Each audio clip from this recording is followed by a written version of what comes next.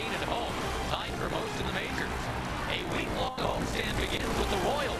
Rangers warm-up brought to you by your Texas Ford dealers is now. And a beautiful night here at Ameriquest Field in Arlington. The Rangers indeed are home for a week. A Kansas City Royals team that is slumping miserably comes here looking to bust out.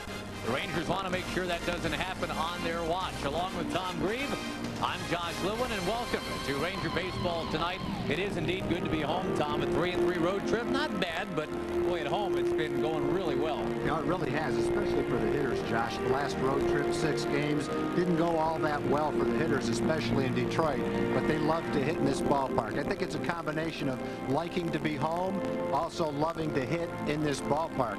They hit .330 here, .246 on the road. That's the largest differential in the major leagues. In the 3 games in Detroit, they hit below 200. They're looking to get back on track, and hopefully it'll start tonight. A lot of smiling, happy faces. By the way, Anna Kournikovas throwing out the first pitch tonight. How's my hair? Your hair looks pretty good, and her arm looked pretty good, too. We'll have that for you. Plus, R.A. Dickey has an actual first pitch that counts. He'll be taking on the Kansas City Royals, the first of a 3-game series. Ranger warm-up has been brought to you by your Texas Ford dealers. Ford is the best in Texas.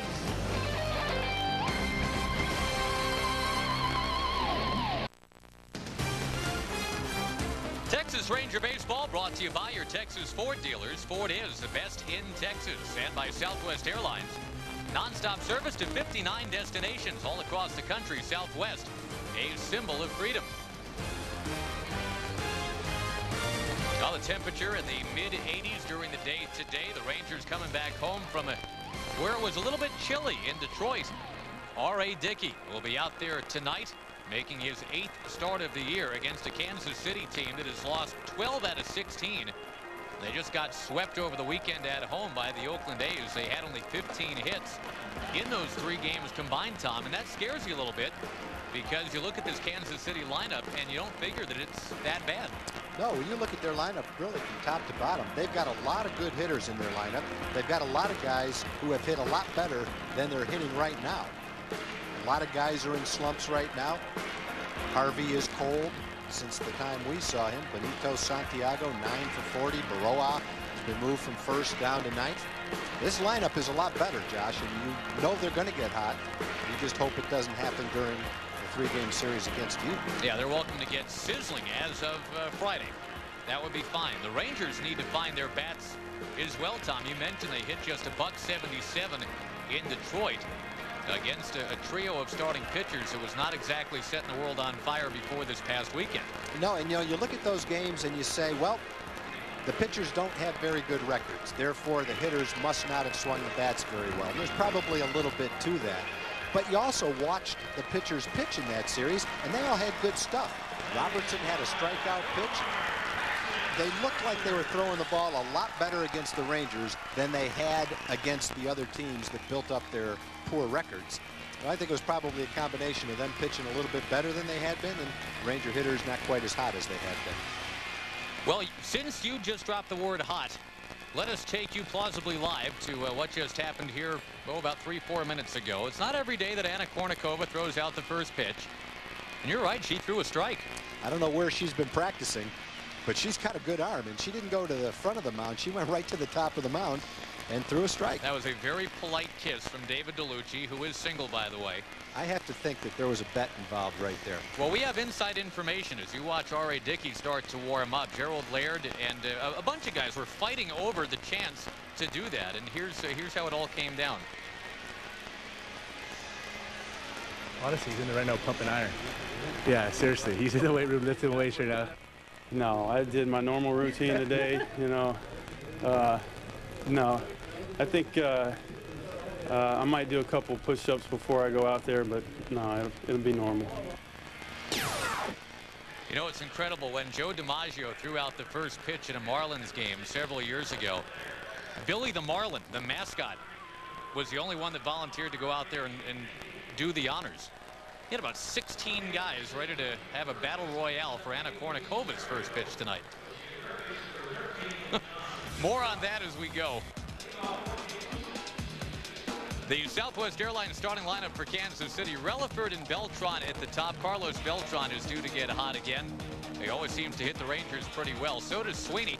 There's Juan Gonzalez. Yeah, she is playing right field. Stairs, Randa, Harvey, Santiago, and Baroa against 29-year-old right-hander R.A. Dickey. And the first pitch of the game is called down too low. You know, the Rangers, Tom, have not walked a batter in their last 2 games. Dickey starts out 2-0 on Relaford. We bring that up because the Royals have been a pretty free-swinging team. Well, look at the scouting report on R.A. and see what his record is against Kansas City. His last start was a very good start, 6 1/3. He only gave up a couple of earned runs. He got the win in Kansas City. In his career, that was the only win. He's also got a couple of losses. One thing we're going to watch during the game is his opponent's average as you go through the lineup. The first time through the lineup, the opponent's average is almost 400. Second time through the lineup, it's a little over 200. And the third time, it's below 200. It's almost like R.A. learns the lineup and gets better the second and third times that he faces him. And we'll see if he gets through the lineup for the first time with a little bit better record than he's shown so far. Boy, early on, this is looking like a pretty tight strike zone from Ted Barrett. Count full to Desi Relaford. And a smash that is one hop by Teixeira. One down as the homestand begins. The rest of the defensive alignment for the Rangers, besides Teixeira at first. Alfonso Soriano, remember, made errors in his first 3 games as a Ranger. He has not made a single one since then. Michael Young and Eric Young both in the lineup tonight. Gerald Laird doing the catching, and yeah, R.A. Dickey looking for his 5th win of the year. Will pour in a strike to Carlos Beltran.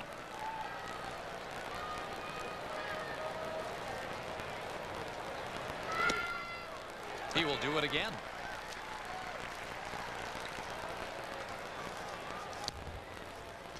Boy, and Dickey working very quickly here in the first inning. Gets a harmless ground ball to Soriano.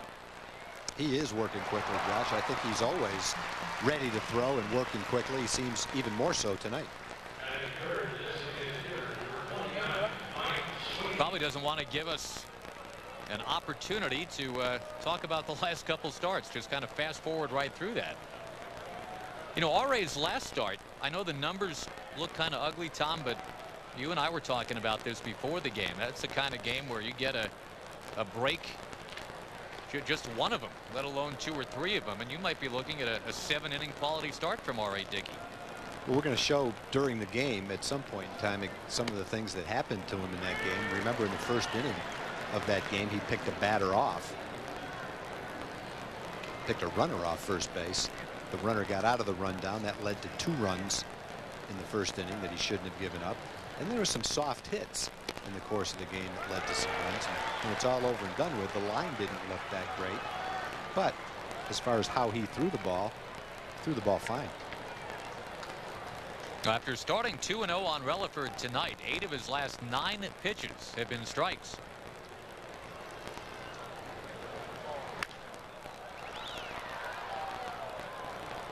R.A. Dickey and Jeremy Affeldt, tonight's Kansas City starter. They did match up back in Kansas City at the end of April. Dickey and the Rangers won that game 3-2. R.A. getting into the 7th inning.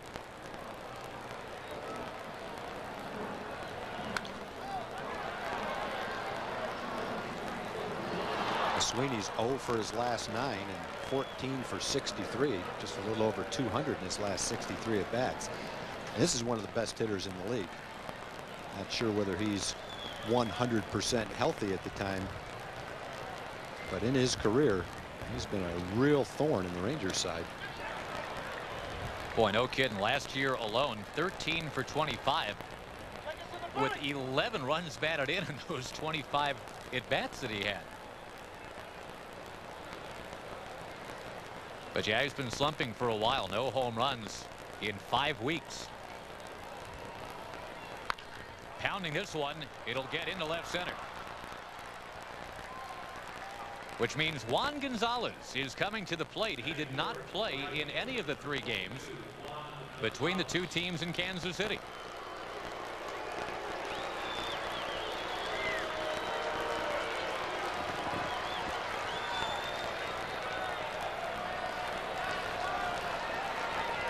It was odd to see him in a Tiger uniform. It was odd to see him in an Indians uniform. I don't know, for some reason this one looks strangest of all so far.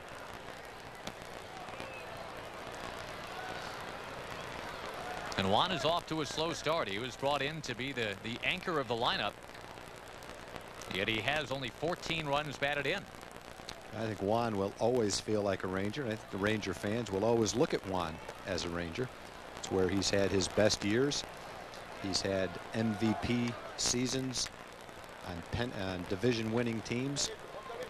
And he's always been a popular player here because of the tremendous numbers that he's put up. Last week he knocked in his 1400th run of his career. Dickey pitching carefully to him, 3-0.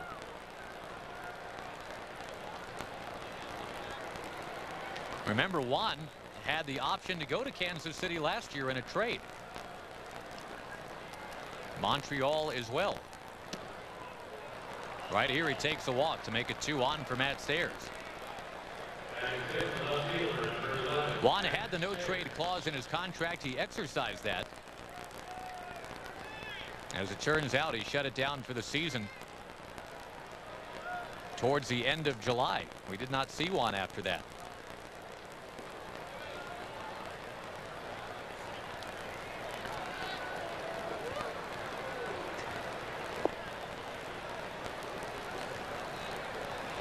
Matt Stairs, another one of the free agent pickups for KC. I tell you what, Tag, for $1 million, which I know to you and me, I mean, it's, you know, it sounds like $1 million, but in the baseball world, to get a guy of this caliber with his resume, that's not a bad little pickup. I think guys like Matt Stairs have seen the market dwindle a little bit over the last few years. And Brad Fulmer makes about $1 million. Good changeup from R.A. Dickey, had Stairs way out in front of it, and that seems to be about the going rate, which is a little bit less than it may have been several years ago. But I agree with you, he's a good pickup, and he's one of the few Kansas City Royals who's been hot his last 50 at bats, hitting over 300.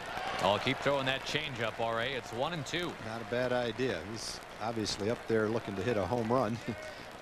At least looking for a fastball anyway, and R.A.'s crossed him up a couple of times with changeups.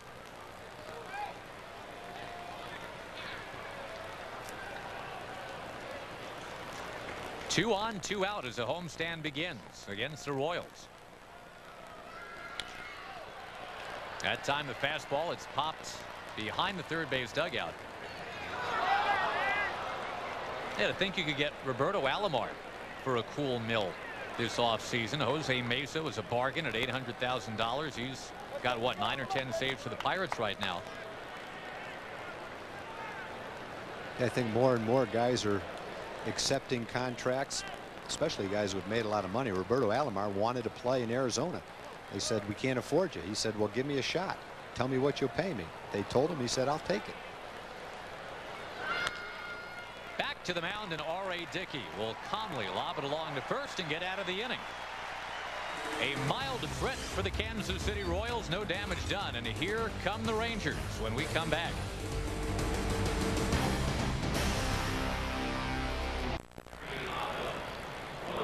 Having seen their bats go limp in Detroit, here come the Rangers back home, where they have just been blasting the ball all year. The Southwest Airlines starting lineup. Michael Young, who leads the major leagues in hits and total bases, and it's Blaylock and Soriano. Harry Teixeira and Jordan, Eric Young, Kevin Mensch, Gerald Laird. Against one of the many lefties in the Kansas City rotation, Tom, that would be Jeremy Affeldt. Well, Affeldt has a good arm. He has started and relieved. Last year he did a lot of relieving. He's got a good fastball, real good curveball. And he went 7 strong against the Rangers back on April the 27th. Here's the scouting report. Above average fastball. I think his best pitch is his overhand curveball. Career against Texas, he struggled. 0-2, 635.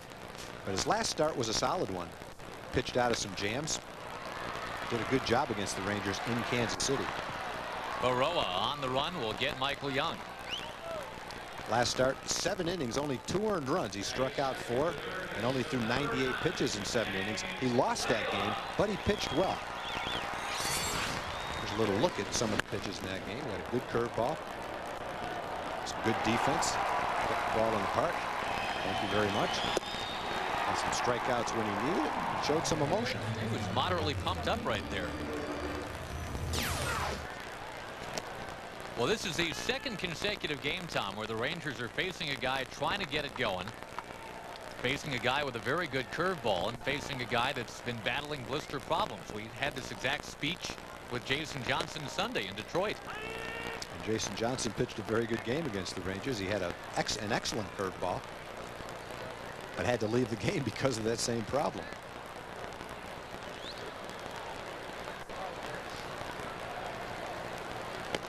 Curveball got him.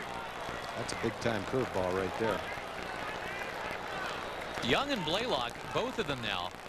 I mean, there's nothing at all wrong with their seasons. Michael Young is second in the league in batting average, leads the majors in hits and total bases, as we said.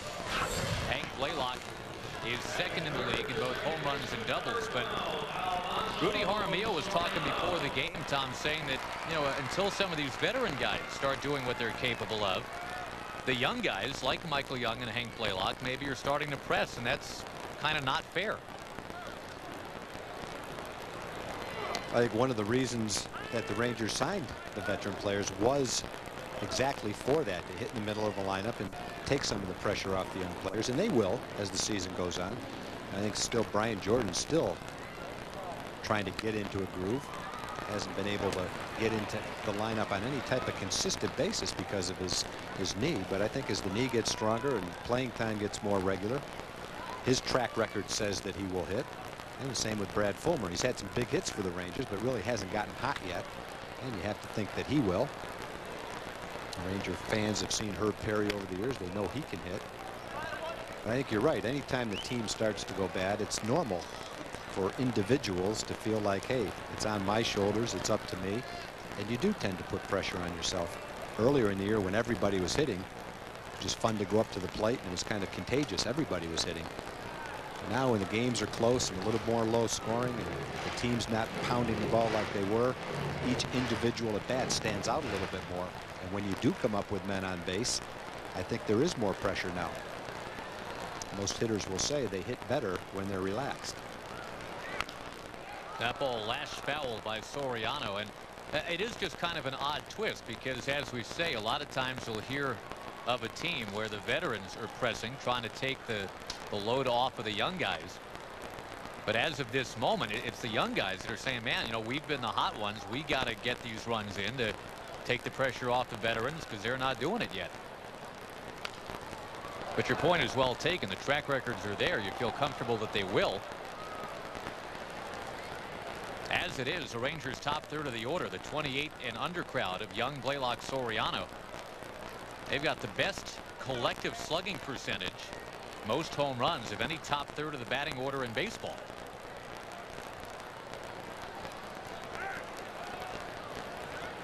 So I guess the point is, imagine how good they'll be when the Perrys, Teixeiras, and Jordans start backing them up. Yeah, and I can imagine what the Yankee announcers were saying the first 10 days of the season about their team. Hey, look, this is a veteran team. We're having a hard time getting any runs. You know it's going to get better. And while the Ranger hitters may not have the track record of some of the Yankees, the point is the same. What you've done in the past tends to be a pretty good indication of what you're going to do during the season. And so you have to think it's going to get a lot better in that regard for the Rangers. Tex hit 26 home runs last year. He hasn't really gotten hot yet, but he's coming back from that injury, trying to get into a groove, and you know that's going to happen. In the meantime, you just hope that maybe the pitching can carry you for a while. Pitching has been solid all year long. While the hitters are slowing down a little bit, pitchers pick up the slack, and eventually the hitters are going to get it going again. Boy, there's another beautiful curveball from off-belt. He struck out Blaylock, and now he strikes out Soriano. End of one in Arlington. There's no score.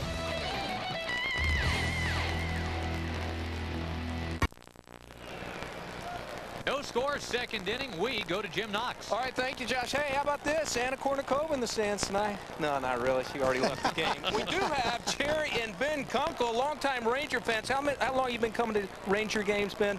Well, my dad brought me to the games in the 70s, and now I've been bringing my son Ben for the last dozen or so years. Excellent, and glad to have you in the Fox Box. If you want to be a part of the Fox Box, how about this, guys? Tomorrow night, Decker Dog Night, right here in the Fox Box. Just $10 tickets. All you have to do is call 817-273-5100. And this little guy wanted to say something. What was it, buddy? Well, I would want to become a Rangers shortstop in about 10 years. All right, we'll see you in 10 years, little one. Okay, good for you, Josh. Well, Mike Young's only signed for 4 with a 1-year extension off of that, so, you know. Oh. By the way, those Decker Dollar Dogs tomorrow, AmeriQuest will buy your first one for you. You're on the hook for the rest of them, but first one's on AmeriQuest tomorrow night. Shortstop of the present, shortstop of the future. That's how big Michael Young was at one point in time in his life. Probably had the same dream. R.A. Dickey sends Joe Randa back to the dugout with his first strikeout tonight.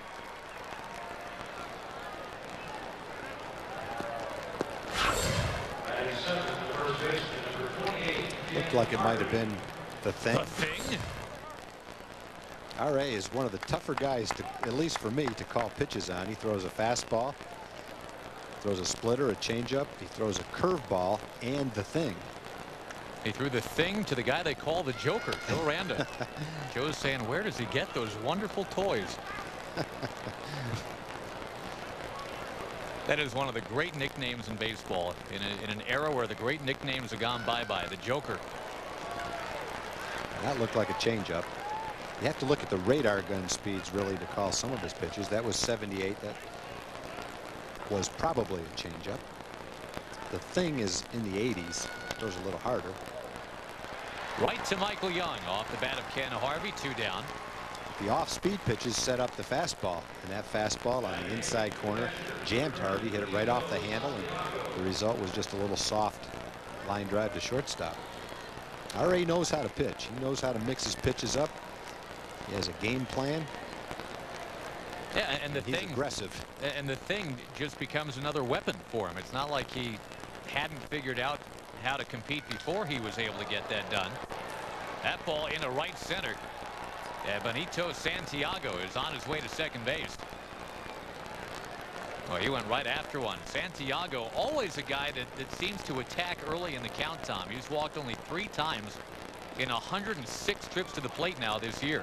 Well, he's walked 3 times in 106, and Baroa has walked 2 in 93. And he's coming up next. And so it's probably not a good idea to give Santiago a fastball to hit. And I think R.A. wanted that ball maybe a little bit more outside.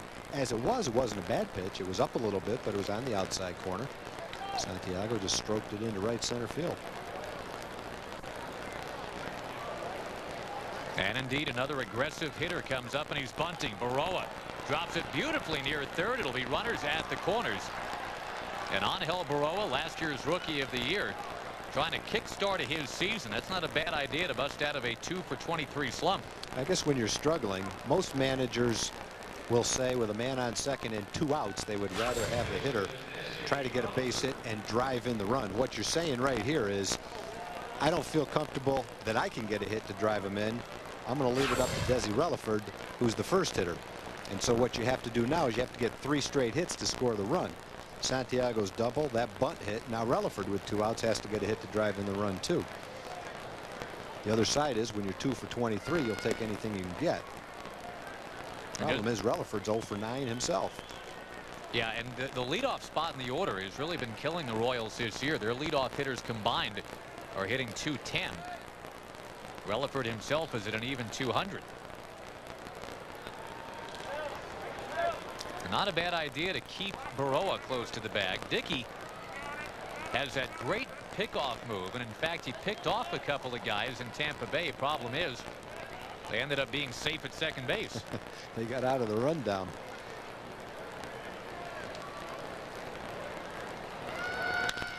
Relaford off the end of the bat. Should be the inning. Eric Young will lock it up, and Dickey once again has the Royals strand 2. Middle of the order coming up when we come back.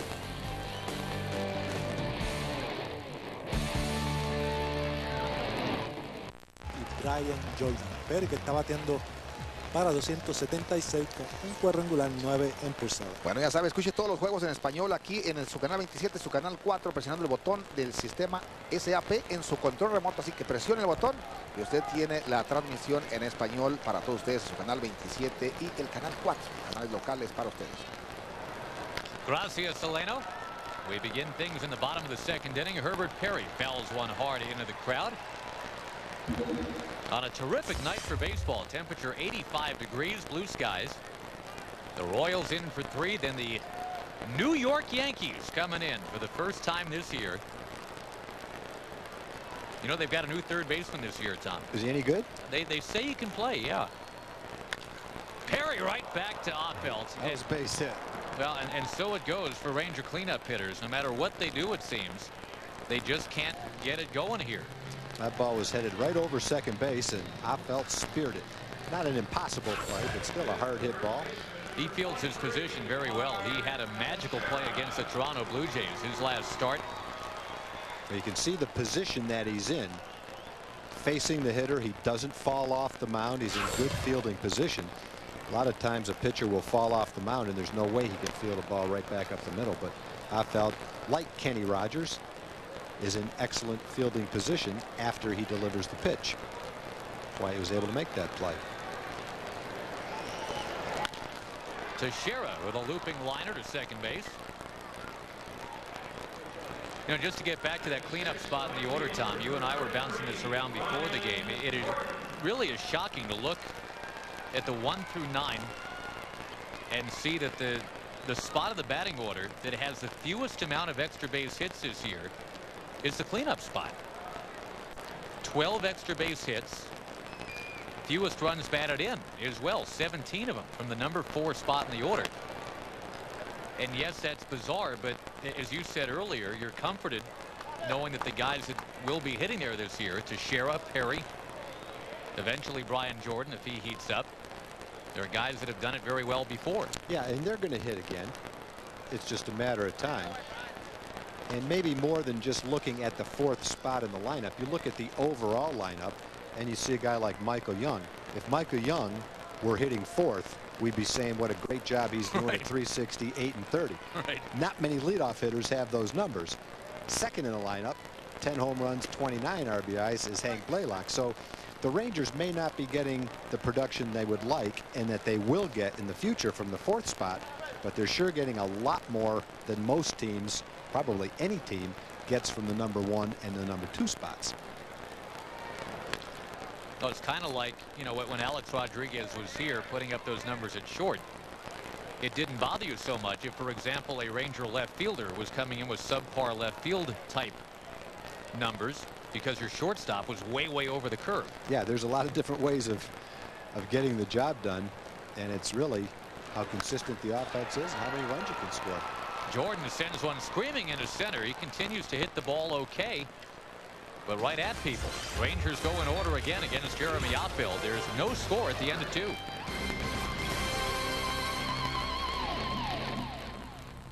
King of the Hill, weeknights at 6 on KDFI 27. Rangers and the Royals hooking up for the first of a 3-game series. There is no score. R.A. Dickey has had to tiptoe through it a couple times. Couple of 2-out base runners in the first and the second. Carlos Beltran will lead it off here in the 3rd. And it's odd to see this guy slumping. I don't know if we've personally ever seen that, Tom. Seems like every time he comes in to play the Rangers, he's in the middle of like the best stretch of his entire year. Yeah, he's won for his last 14. Last 15 games against the Rangers, though, he's been hot in the mid 400s. So that's probably what you're talking about. We have seen him about as hot as he gets. But this Kansas City team, very tough to explain. 11-24, the second worst record in the American League behind Tampa Bay. A lot of people thought they'd win the Central. They came very close to doing that last year, in a year where most people had them pegged for 100 losses. Yeah, when you get off to a bad start, there's usually good reasons for it. It's not one facet of the game. When the Rangers played in Kansas City one game, it was the late inning bullpen problem the Royals had that allowed the Rangers. Electric fastball right by Beltran to win that game on a couple of home runs. We've talked about their offense not living up to their normal standards. The offense is down a little bit. Their young starters have been a little inconsistent. That's something we haven't seen very much. A fastball being thrown by Beltran, but again, RA's off-speed pitches set up that high fastball. Even though it wasn't 95 miles an hour, the swing made it look like it was 95 miles an hour. Probably felt that way to Beltran. A lot of it is kind of a guessing game between the pitcher and the hitter. The hitter anticipates certain things, and the pitcher tries to anticipate what he might be looking for. And in that particular case, it really looked like Beltran was not anticipating the possibility of a high fastball, because RA was able to throw it right by him.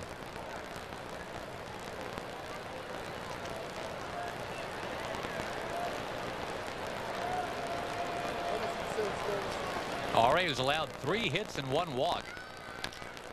Now I'll get Sweeney to hit it over to Michael Young at short, and you know that that one is going down in the scorebook as a 6-3 the moment it leaves the bat. Folks, we mentioned the Rangers and the Royals play again tomorrow. Decker Dollar Hot Dog Night. Ranger players and coaches will be signing autographs out in the concourse after batting practice. Part of Dr. Pepper Autograph Wednesdays. Call 817-273-5100 to make sure you've got your seats. Now the 2-time MVP, Juan Gonzalez. And RA has not thrown Juan a strike yet tonight.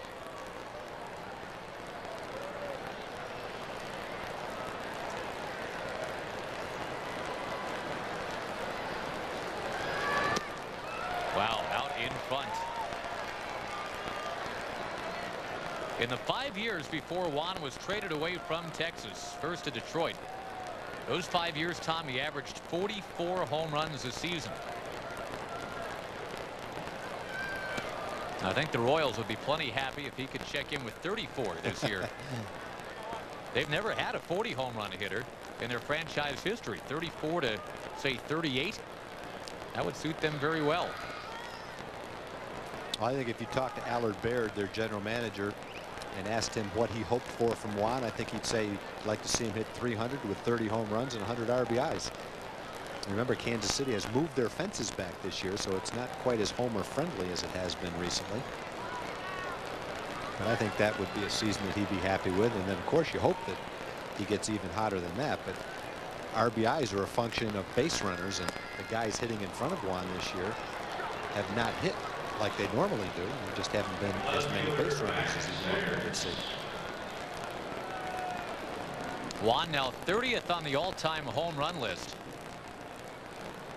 And Dickey, fully cognizant of that, has pitched around him tonight. That's the second time that Gonzalez has walked. Of course, with Juan, as always, it's going to come down to how often he can actually be out there for you. Ground ball swept along to Soriano, back on the grass. Once again, there was a 2-out base runner. Once again, R.A. Dickey shrugs and says no big deal. Bottom of the third coming up, no score.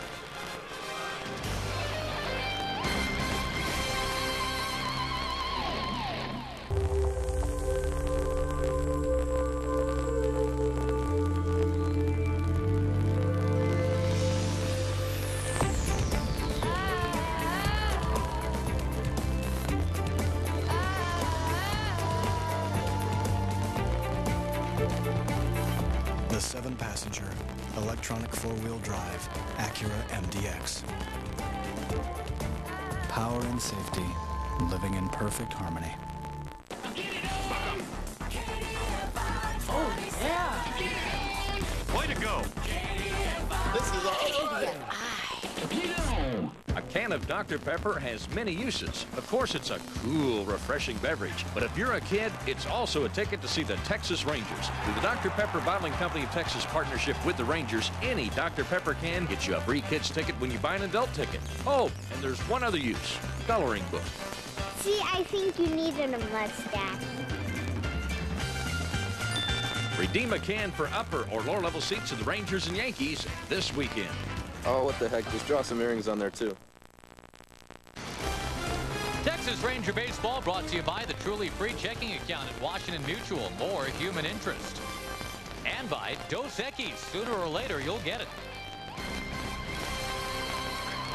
Now the Rangers trying to get to Jeremy Opfeldt, the first of 3 lefties in a row that'll throw against the Rangers in this series. Jeremy Opfeldt, fastball, curveball guy. They have been exceptional early on tonight. The Rangers, the best hitting home team in baseball, do not have a base runner yet tonight. When you watch Opfeldt when he's throwing well, you see a big, strong, young left-hander with a 93-mile-an-hour fastball and an excellent overhand curveball.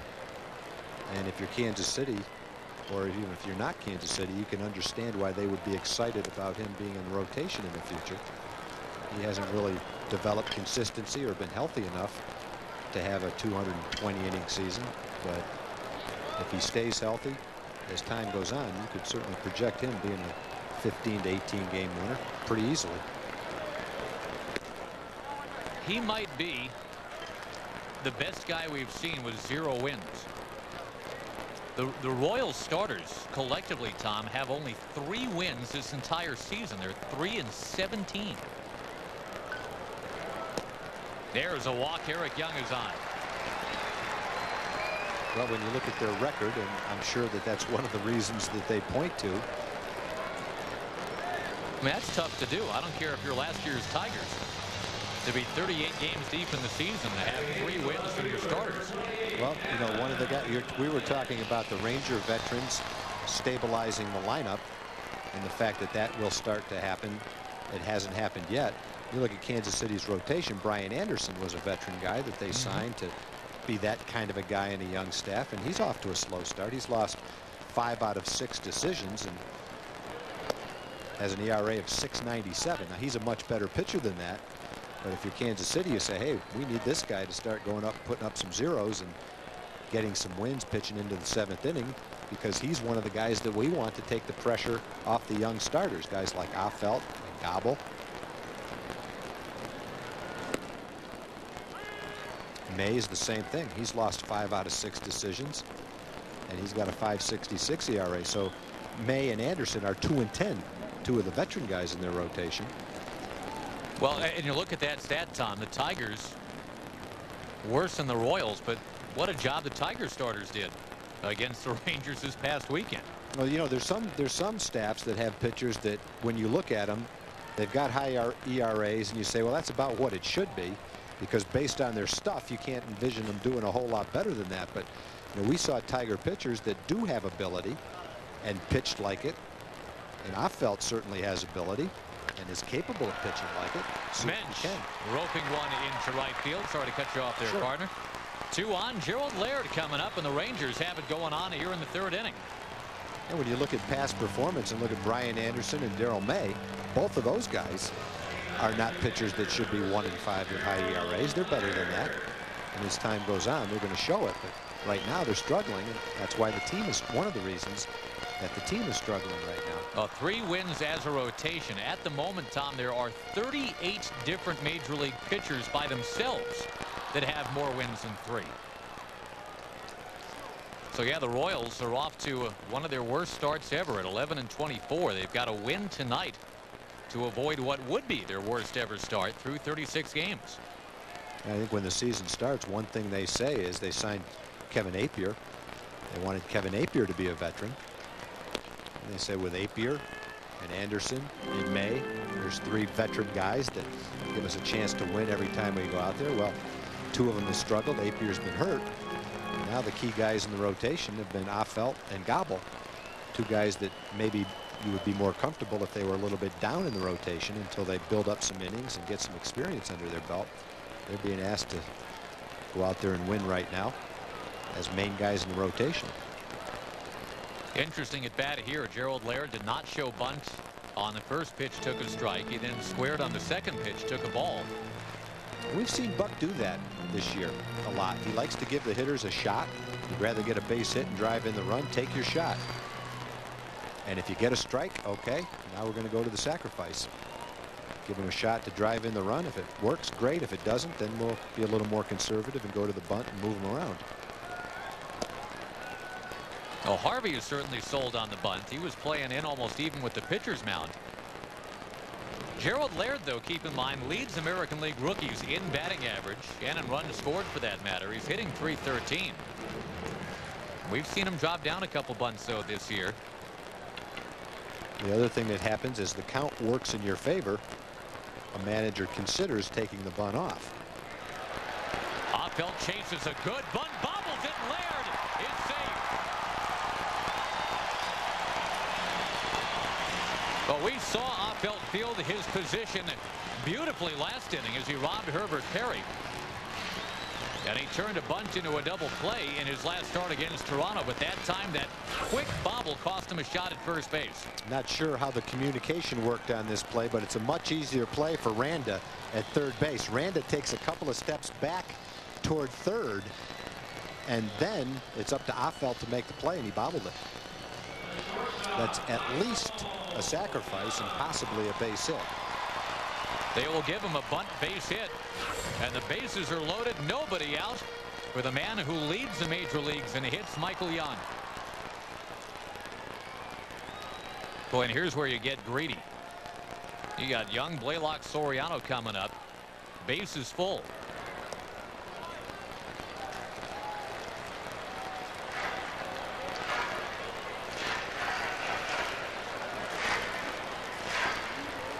Michael 2 for 4 with the bases loaded this year. The Rangers as a team are 12 for 27. That's a batting average of .444. So they have piled on in this situation early this year. Offeld's going to get a quick visit, and we note that they have just changed the scoring time. It'll be an error on Offeld. They've taken the hit away from Gerald Laird. It'll be an error, but it still won't be an at bat because it has to go as a sacrifice. The error goes because he didn't get Laird at first base. Even if he did get Laird at first base, the runners still moved up. So it's an error on Offeld that allowed Laird to get on base, but a sacrifice, I'm sure, for Laird. He moved the runners up. Oh, it's been a dozen innings now, Tom, since the Rangers have had an extra base hit, which is very strange for this year's team. This would be a nice spot for one right here. Young punching it foul, swinging 2-0.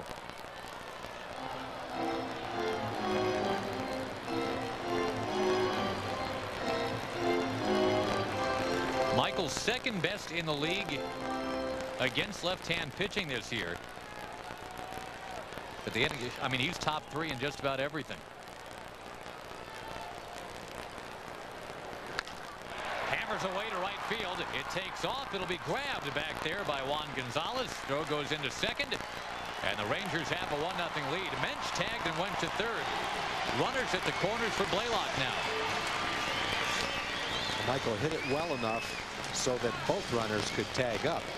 You score one and you move another one to third base with one out. Set up another sacrifice fly for Hank Blaylock possibly. RBI number 31 for Michael Young to lead the team from the leadoff spot in the order. That is really tough to do. It's a testament to how often the 8 and 9 guys have been getting on. Yeah, this is a good example of why he's gotten a lot of his RBIs, is all 3 guys got on base. Number 7, number 8, and number 9. You can't drive in runs if you don't have men on base. You can only drive in yourself. And he's done that 8 times. Yes, so he's been pretty good at that too. Hank Blaylock has proved this year, and I think he did this last year too, Tom, that yes, he can hit left-hand pitching, especially in a fastball count, which Offeld has now stumbled into. Blaylock had a 2-0 home run against Steve Collier of the Tigers, a lefty this weekend. Took that fastball, 2-1.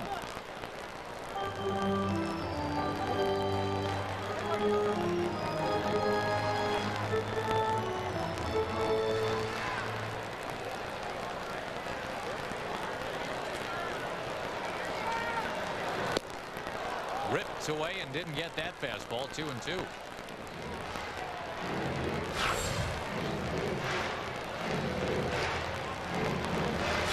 23 miles an hour, well located right on the inside corner.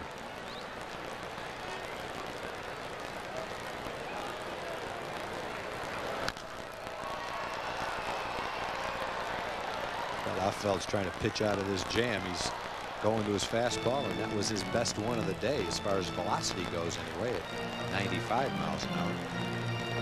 I got power against power here. Hank's last 4 hits have all been home runs.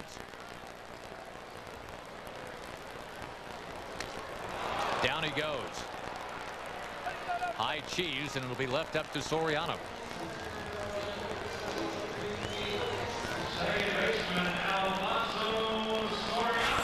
If Affeldt can pitch out of this, boy, he deserves a lot of credit. Bases loaded, nobody out. Sac fly and a strikeout against 2 of the top all-around hitters in the league so far in 2004.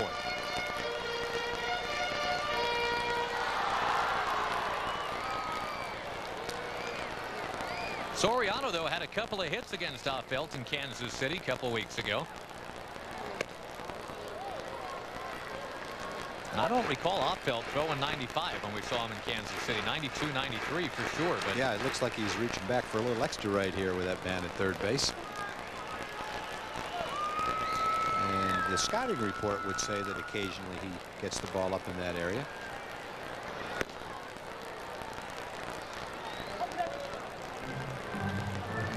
You know what's scary about Soriano, Tom, is we really have not seen him at his best yet. 5 homers, 5 steals. So a pace to go 16-16 this year.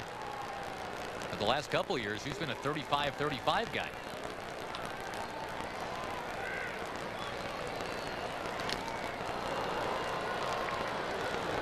Actually, check my math. He's on a pace to do, I guess, 20-20. A little more than that. He would be the first player in Major League history with 3 consecutive seasons of 30 homers, 30 steals, if he can get it up there. If he does 20-20 and hits .307 and knocks in 110 or 12 runs, it'll be a very good year for him. Should have more opportunities and has had more opportunities batting third for the Rangers behind Young and Blaylock than he would have had hitting ninth for the Yankees. But as you say, he drove himself in a number of times the last couple of years.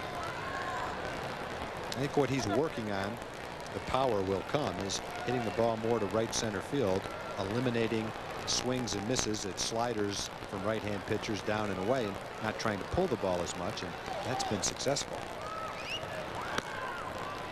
Works the count full. That means the runner from first can get going now.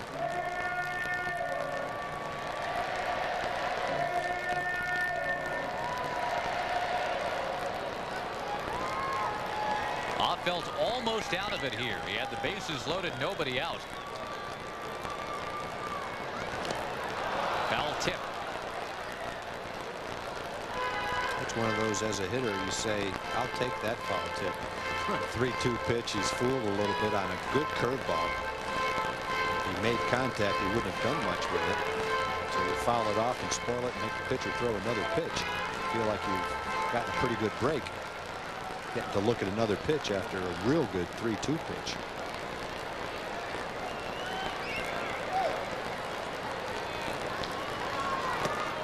Low, and it gets away. Here comes a run from third. Great hustle by Kevin Mench. It never got more than 10 or 15 feet away from Santiago, but Mench saw it roll, and down the line he came.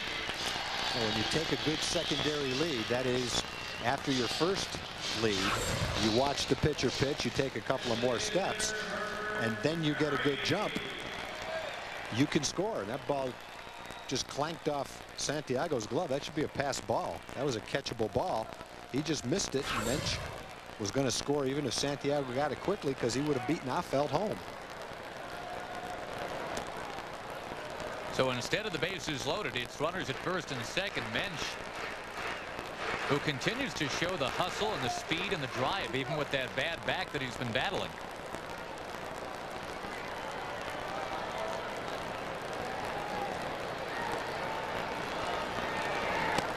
There's a curve to Perry for a strike.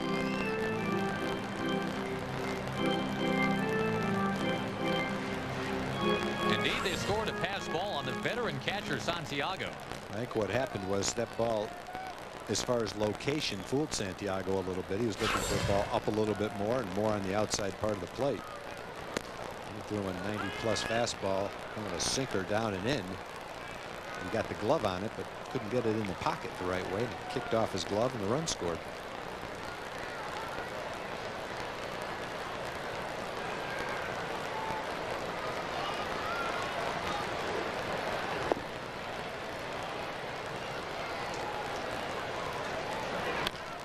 On the ground near Baroa, in back of the bag, the flip to second will end the inning. The Rangers score on a sac fly and a passed ball, and they lead the Royals by 2.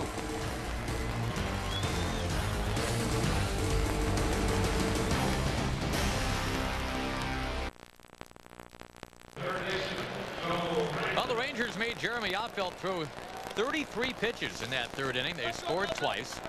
Michael Young, a sacrifice fly. Kevin Mensch hustling in on a pass ball that never really did get that far away. And for no good reason, we just show you a large horse as well. That, you know, pretty big part of the inning, too.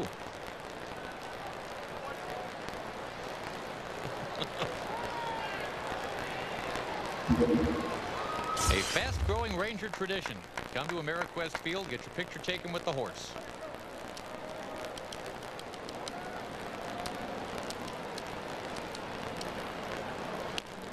Dickey changing up, and Joe Randa just waving at it, more like flailing at it, actually. 1-1.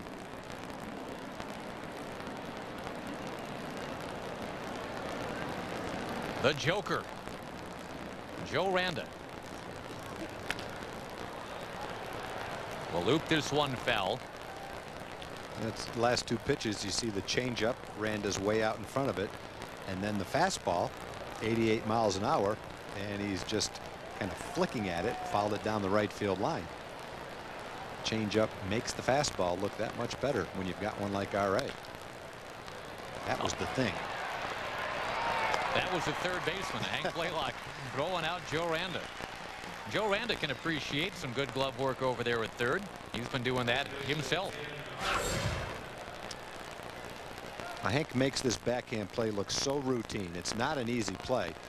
That ball wasn't hit that hard, but even the ones that are hit hard, he just backhands them, steps, and generally makes a chest-high accurate throw to first base. Like a machine over there. And cosmetically, you can't have 2 more different third basemen. Hank Blaylock is always so serious on the field, never smiles. They call Joe Randa the Joker because it looks like he's always smiling. The thing is, that's not a smile, though. That's just his facial expression. It does look like a smile. Looks like he swallowed a banana sideways. But it's not really a smile. And you know that because you see that look in situations where you're just 100% sure he wouldn't be smiling. Right. I still say I like it. That's what I like about that look. And he doesn't mind the nickname. He says, no, it's true, you know. Some people call him the Space Cowboy. Some call him the Gangster of Love. Some people call him Maurice, but I digress. 3-2 the count to Harvey.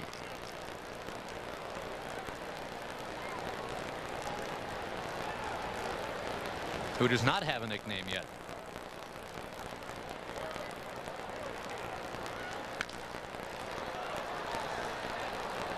Tell you what Harvey does have, though. He's got a 3-run game-winning home run against Kenny Rogers this year.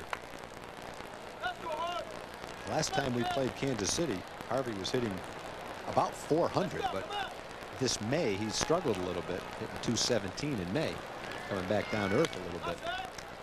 He will drift this one into right center field. Ken Harvey's got a hit. And, I'm sorry, Tom. I was just going to say, Josh, while we've got a little bit of time, take time to say hello to a couple of people. Jim and Minnie Busby, former season ticket customers of the Rangers. Jim had to forego season tickets this year because of an illness. They don't miss any games on TV. So hopefully Minnie and Jim are listening. And if you are, thanks for being such great Ranger fans. And Jim, we hope you're doing well. No relation to Steve. That was my next question. And there is a former player named Jim Busby, and it's not that person. Once again, Santiago will put it in play. Dickey. Well, they got the out at second, but not at first. Whoa, they just barely got that out at second. That was a close play. And you really had to look closely to see any call at all from Rick Reed. I think he was trying to think about the call. Yeah, the second base umpire really didn't do much of anything at first. But out is the call at second. And yeah, I mean, that was a dicey situation there at second base. They barely got him. And it looks like a good call. When you see it to the naked eye, it looked like he was safe. When you see the play in slow motion, you understand that Rick Reed made a good call. Which I think 99% of the time or more, the slow motion replay shows that the umpire did make a good call. Pretty remarkable. And they don't have the benefit of slow motion replay. They've got to look at it quick with the dust flying and actual speed.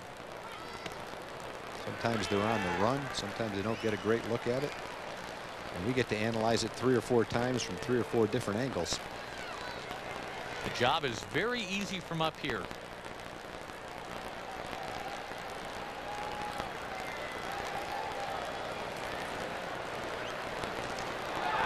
Once again, Dickey showing that quick move to first base. He's got 2 actual pickoffs that worked this year in the books.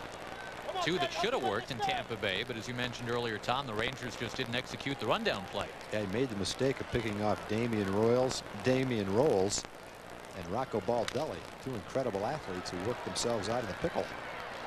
Busted bat, and Baroa will roll out to end the inning. Kansas City getting base runners, but leaving them on. That's fine if you're a Ranger fan. 2-0 Texas.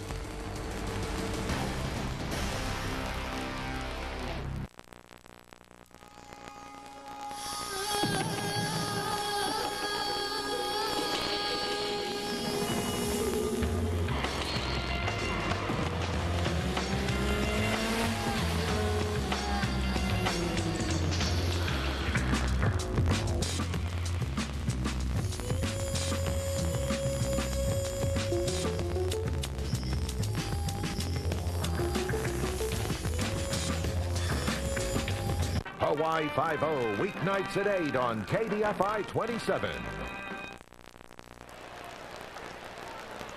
Folks, you're invited to see Hall of Famer Lou Brock at the first Dr. Pepper luncheon of the season. That'll be held Friday, June 11th at the Renaissance Worthington in Fort Worth. 817-273-5100, the number to call for tickets. Mark Teixeira bangs the first pitch of the inning into left field. And the Rangers still don't have an extra base hit since Saturday against Detroit, but they have started up another rally here in the 4th inning, already leading by 2.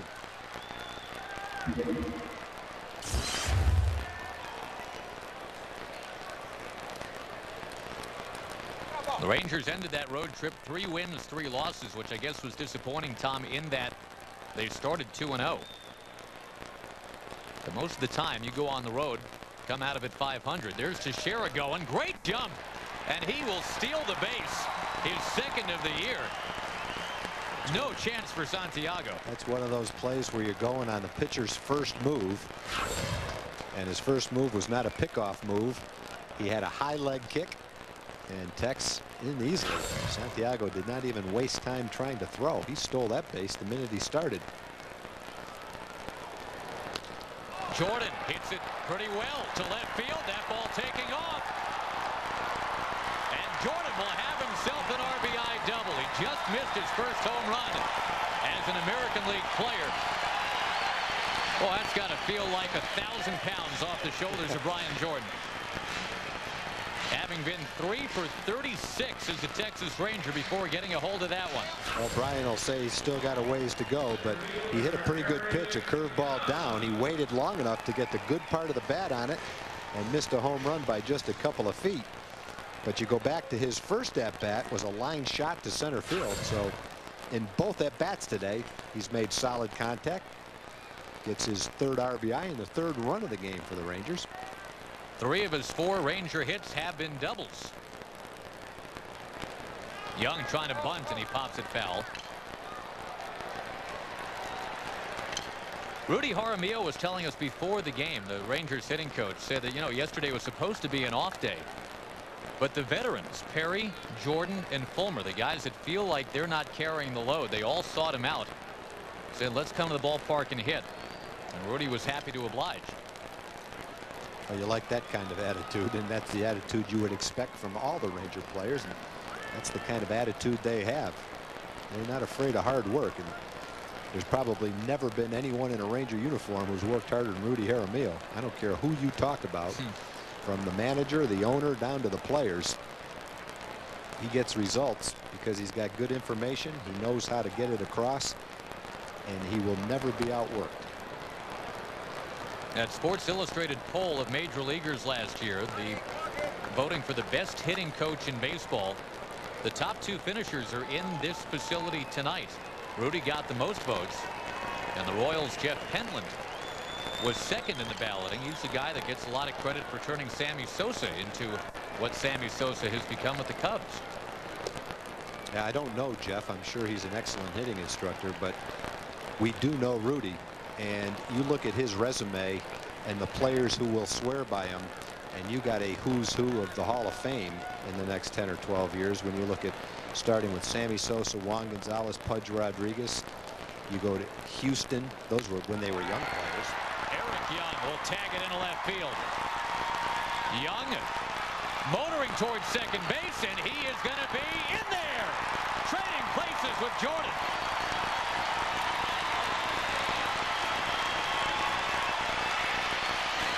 Well, you said we didn't have any extra base hits. BJ and EY took care of that. 2 guys who have become fast friends on this team. The 2 veterans, Brian Jordan and Eric Young, and they're digging it. And here's a guy who's played for a long time. He's been an all-star in a couple of different sports. He's 4 now for 36, and he's smiling like he just hit a grand slam in the World Series, and that's because it feels good to hit in the middle of the lineup and get a big hit like that. And hopefully that'll be a springboard to huge things for Brian. Boy, and that's a real aggressive play by Eric Young as well.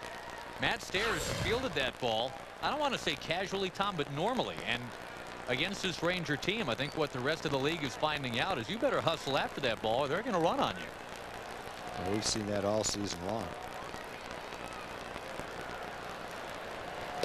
I'm sure Brian feels good just to have hit a ball hard and had it fall in.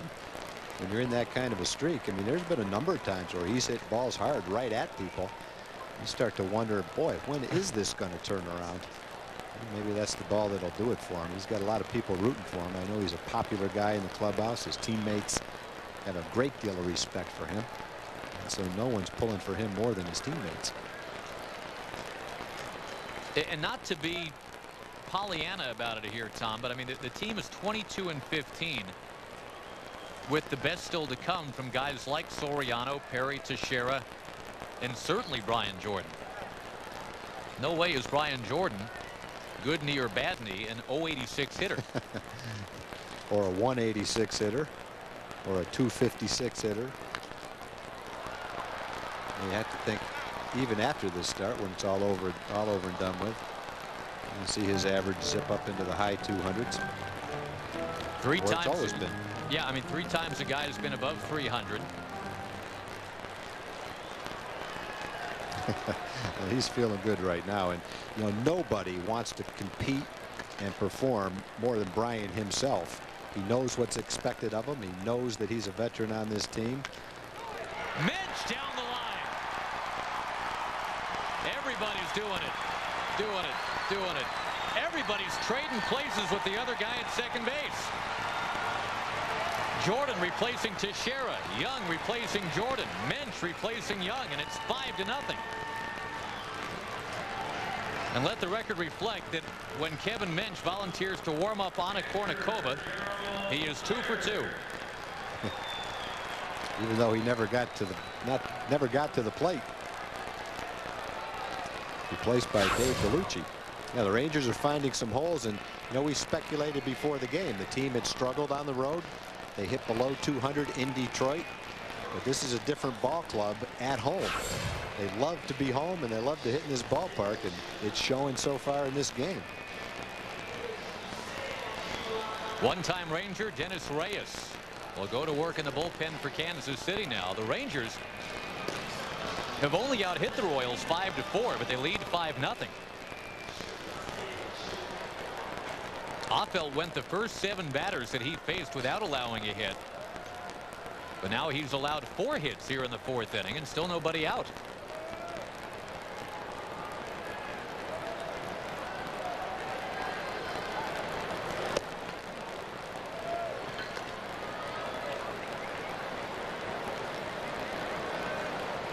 Gerald Laird dropped down a beautiful sacrifice, ended up being safe when Affeldt bobbled the ball last inning.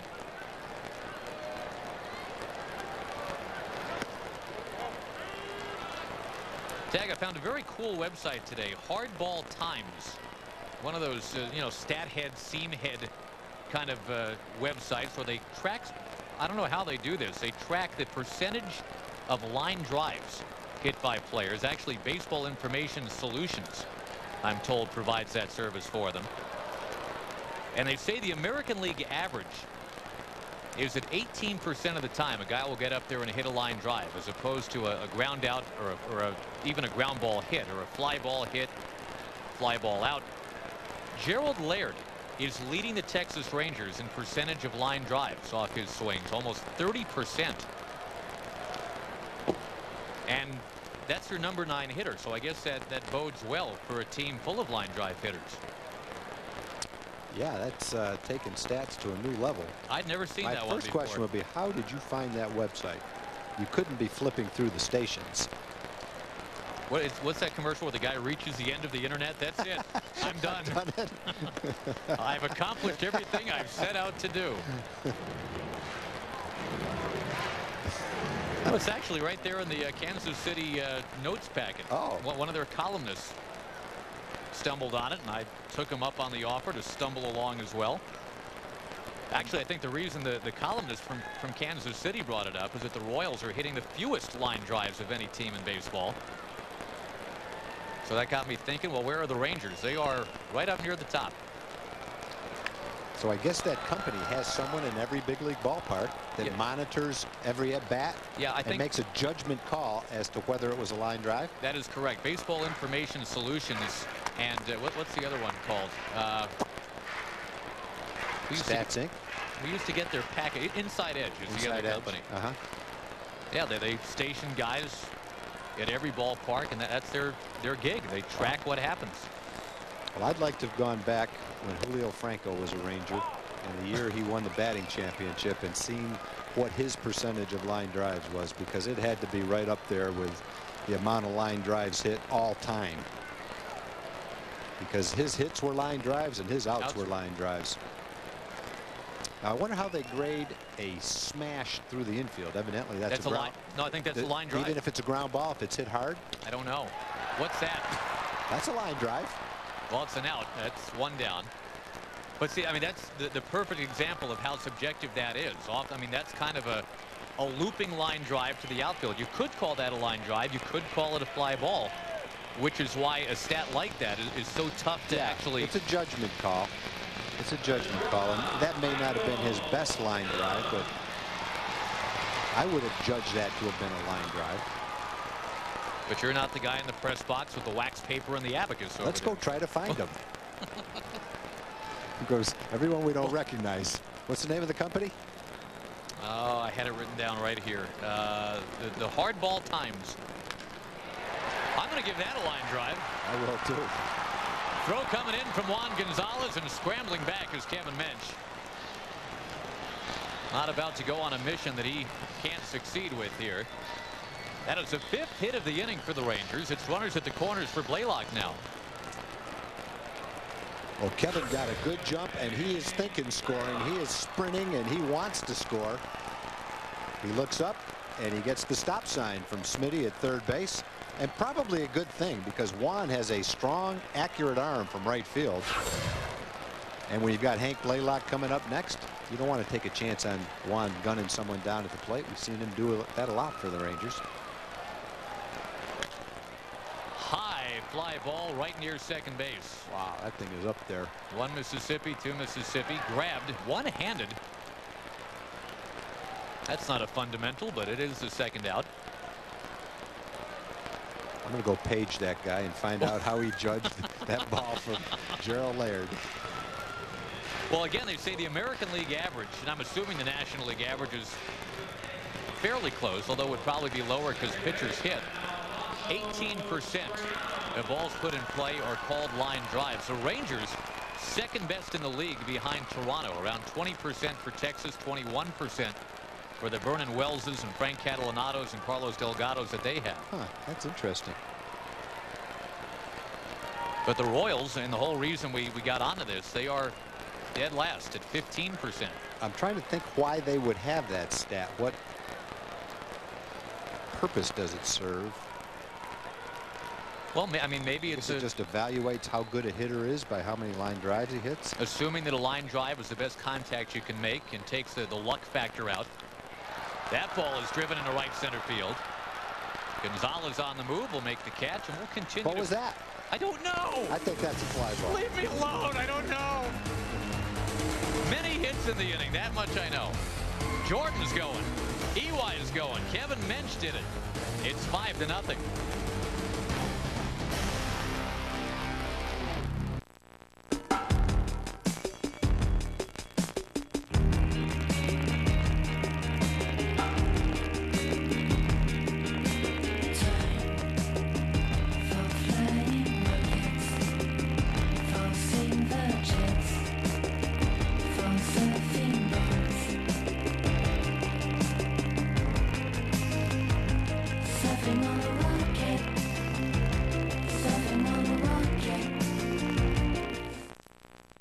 So your boss is a Yankees fan. I can sympathize. I had a boss like that. But that's no reason not to bring him to the ballpark. See, groups of 20 or more get big discounts, so you can bring the whole office and surround him with Rangers fans. Plus, our special group cap games mean he could walk out wearing the tee whether he likes it or not. So call 817-273-5100 and bring your group to see our exciting young team for as little as $2 each. And if there's a couple in the bunch who like Pedro or Ichiro, we'll let it slide.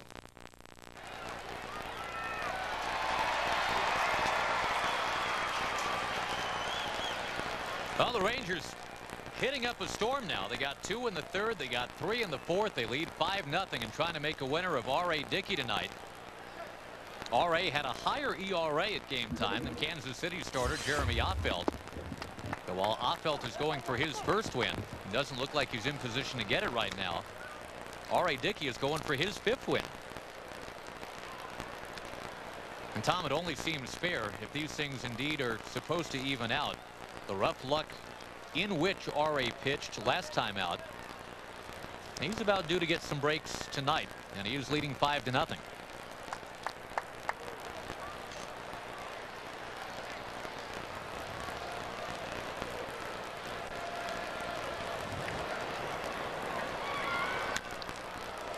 In the air left field.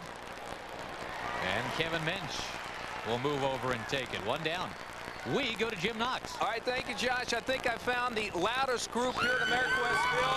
As the sign says, I am Meredith, and it is my birthday. Meredith is celebrating her 35th birthday with how many girls? I've got 9 girls with me. Now, you could have gone anywhere, Meredith. Why here at the American West Field? It's a Rangers rock. All right, now they come armed with plenty of great signs.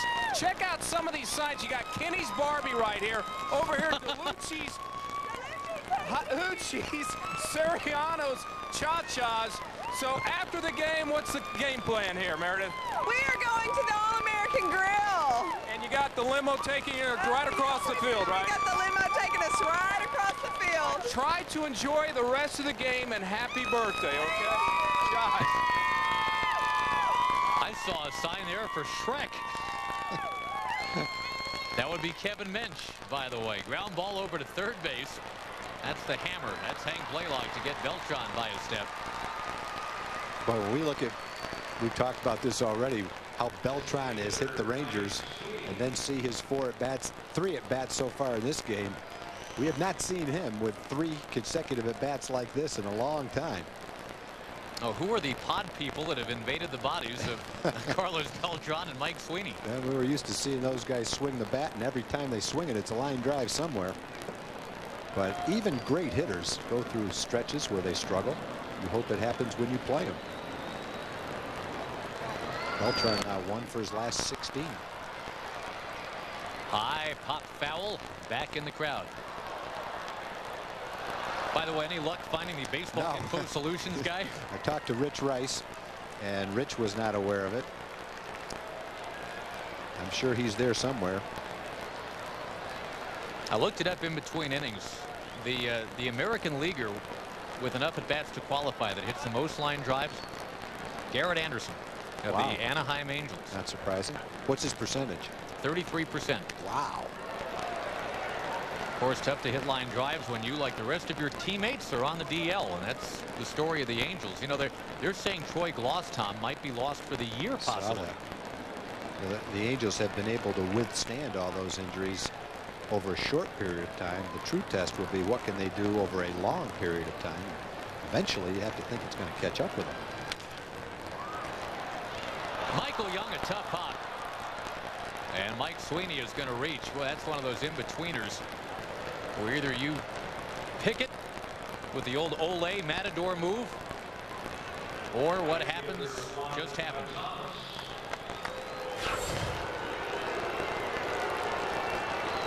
Nothing's been posted scoring-wise yet. It was kind of one of those in-between balls. You have to make a judgment call without much time to make it. Can I catch it in the air, or am I going to have to backhand it? Michael made the decision to backhand it, but then it turned into a tough backhand because it wasn't a short hop. It bounced far enough out in front of him where it's very difficult to judge exactly how high the ball is going to come up.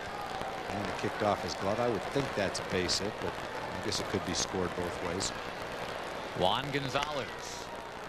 Only the second strike has been thrown to Juan in 3 at-bats tonight. Watch where the ball hits. Far enough out in front of Michael to where it's hard to catch it. It wasn't really a rope. It was kind of a semi-line drive. They are going to score it. An error to Michael Young. That ball into left field. Juan Gonzalez has been on base 3 times in his return. His best career batting average against any American League team, indeed the Texas Rangers. He is now a .390 lifetime hitter against the Rangers. And you all know what he was able to do as a Ranger.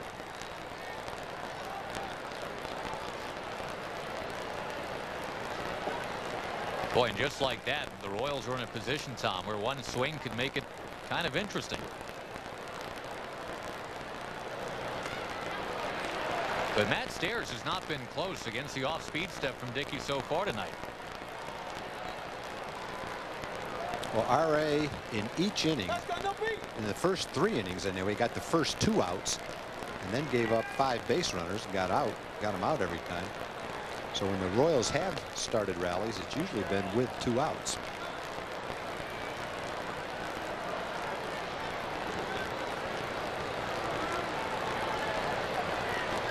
The Royals in danger of stranding 8 runners through 5 innings.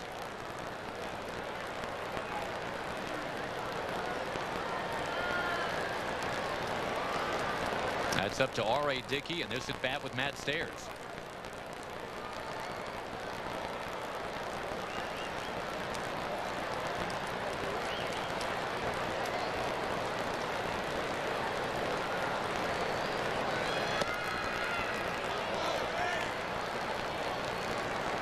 Last year, Kansas City was 4th in the league in runs scored. This year, they are 12th. That was a pretty close pitch there from R.A. Didn't miss by much. Might have been a little inside, but it was close. Well, that one missed, and it goes to 3-1. Randa waiting on deck.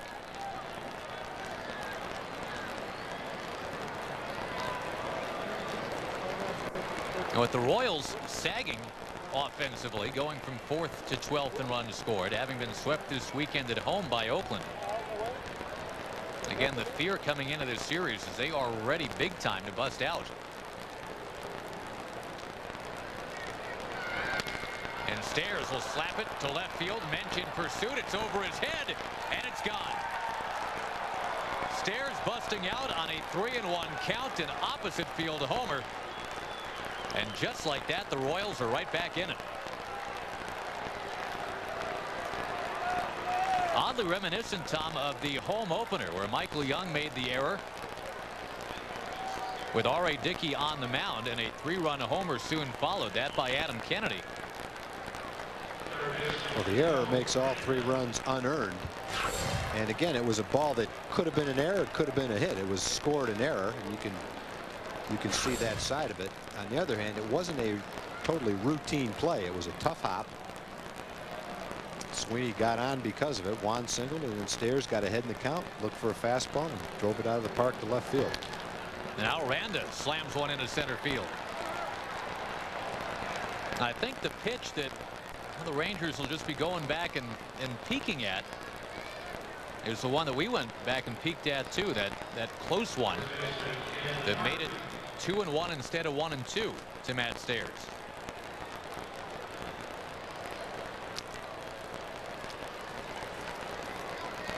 So after the 2 quick outs, the error, a single, a homer, and a single. Ken Harvey is coming up as R.A.'s pitch count gets up into the mid-80s. The Royals have not been double digits in hits in 9 games. They've not had 10 hits or more for 9 straight games. In fact, they're hitting .216 in their last 9 games. So bunching hits together has not been something they've done over the last 10 days. You see Jay Powell getting ready in support of R.A. Dickey. Ken Harvey singled last inning. Way out in front here.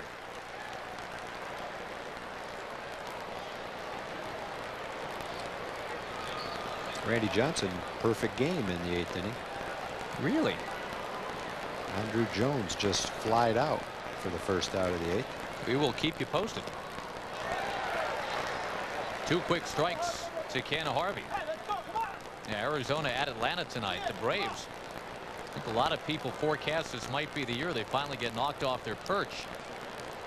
Right now they're in 4th place in the NL East, a couple games under 500. Well, their last 2 games, if Randy Johnson pitches a perfect game, going to be 18 strikeouts for Ben Sheets, followed up by a perfect game. That's right. That's not really the Atlanta Braves, though. That is more like their Richmond Farm Club right now with all their injuries. They've got a lot of young players, and facing Ben Sheets' curveball and Randy Johnson is not exactly easy for them.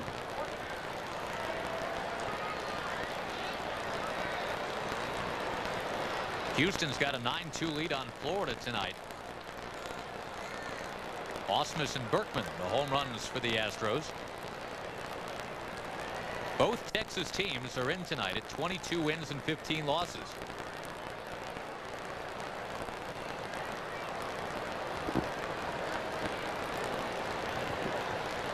Dickey's 1-2. Did he go? No.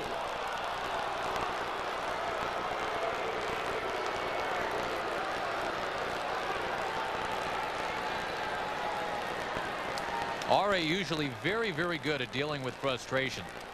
One of these guys that's able to keep things amazingly in perspective.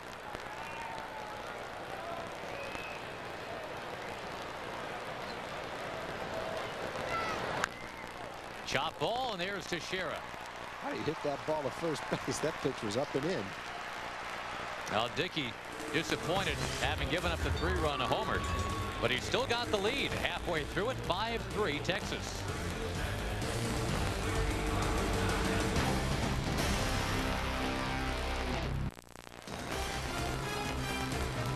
Texas Ranger Baseball brought to you by your Texas Ford dealers. Ford is the best in Texas, and by Southwest Airlines, a symbol of freedom.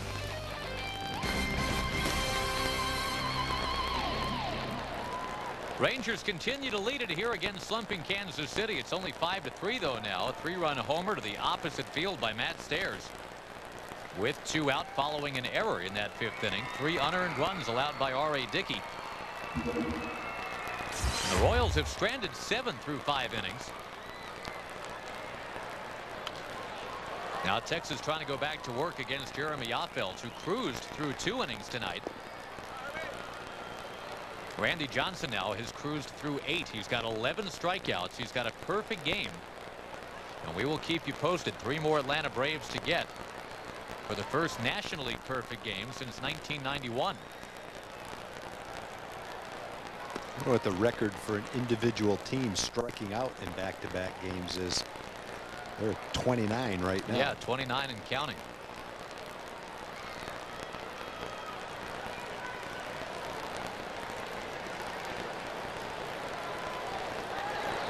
Rip and a miss by Herbert Perry. A guy that grew up watching the Braves on the Superstation down in Mayo, Florida.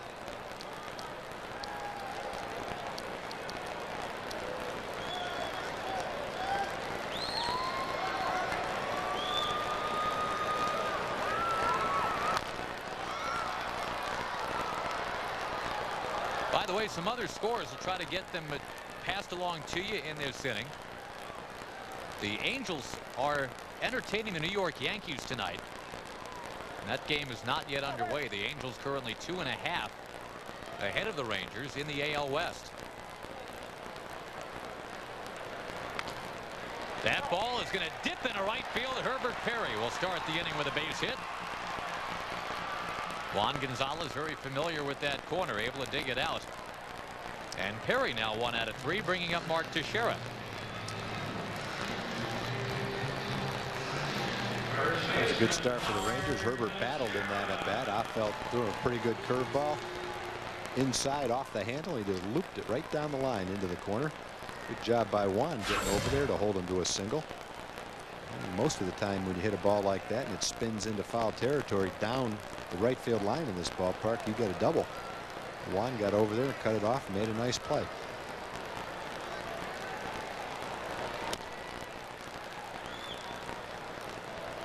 Toronto's leading Minnesota tonight. That score is 5-2 in the 8th.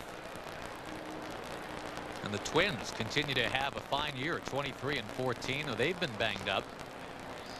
Dallas's Lou Ford having a tremendous season. Boston clobbering poor Tampa Bay 7-1 in the 8th inning. That game is in Tampa St. Pete. Mark Bellhorn, his 5th home run for the Bo Sox.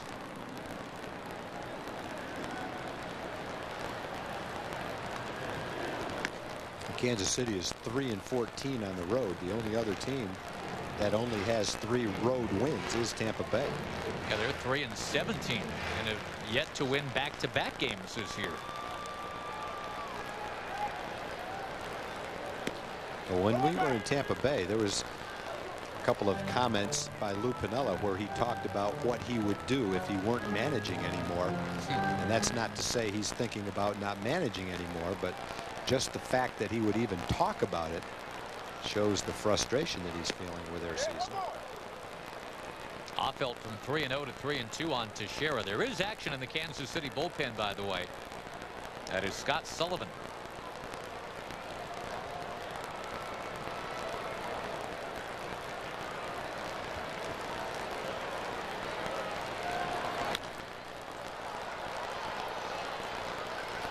Elsewhere, you've got the White Sox leading Cleveland 4-1.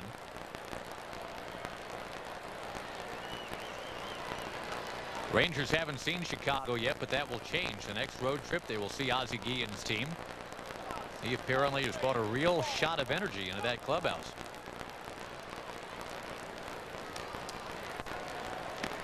Upstairs, 2 on for Jordan. How about it, Tony Pena? Get the righty to face the righty. It's just one of those nights for Affeldt. He's not throwing that bad. He's just having a hard time getting outs. Some balls have been hit hard. Some have found holes. He's now walked a couple. Just one of those nights. Rangers trying to build on a 5-3 lead. We'll be right back.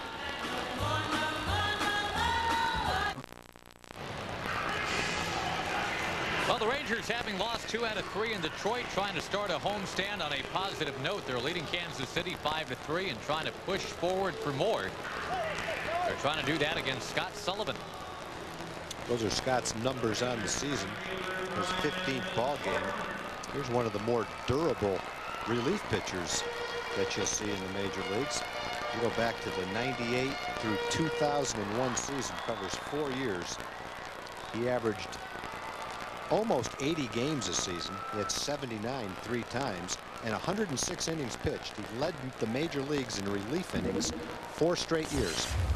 So he's effective and durable. He's been a solid setup man for a long time. Jordan knows him pretty well. A couple of guys who have spent time in the National League. Brian Jordan 3 for 14 lifetime against Sullivan.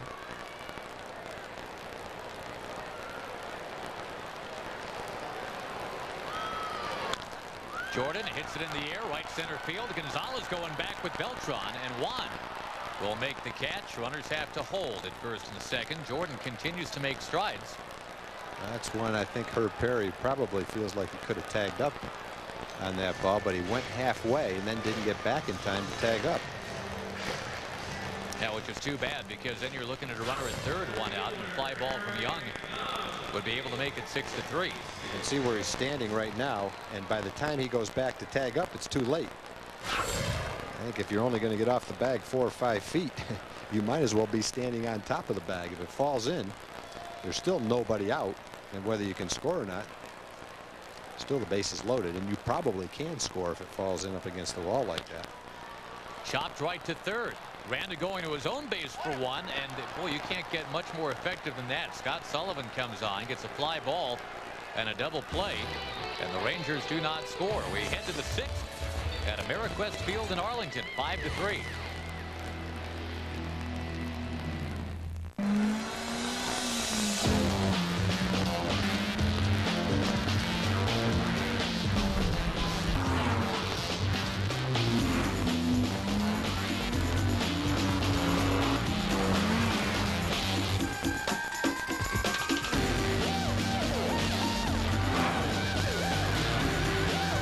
If only the world were as race-inspired.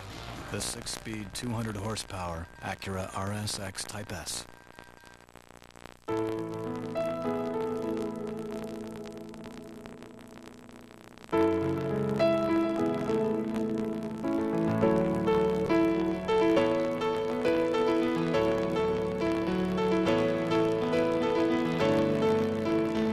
No matter where you travel, take your luxury accommodations with you. See your Dallas-Fort Worth area Lexus dealer. We move to the 6th inning, and R.A. Dickey trying to reverse course here. Kansas City had a 3-run top of the 5th on a 2-out home run by Matt Stairs. Now just trying to make sure that it doesn't get away completely from him. He will face 8-9-1 in the order. Benito Santiago is 1 for 2 tonight. And Benito Santiago is bunting. You okay? We will this inning keep you updated on what's fast becoming the baseball story of the night. What could be the first perfect game in the National League since Dennis Martinez in 1991. Randy Johnson needs one more out, and we'll let you know what happens.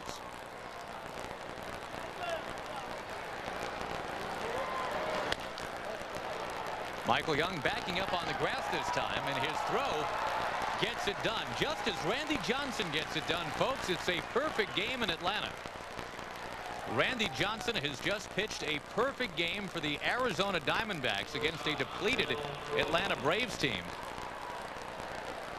We'll have much more news for you on that as we go along tonight, but it has just happened. A perfecto for Randy Johnson.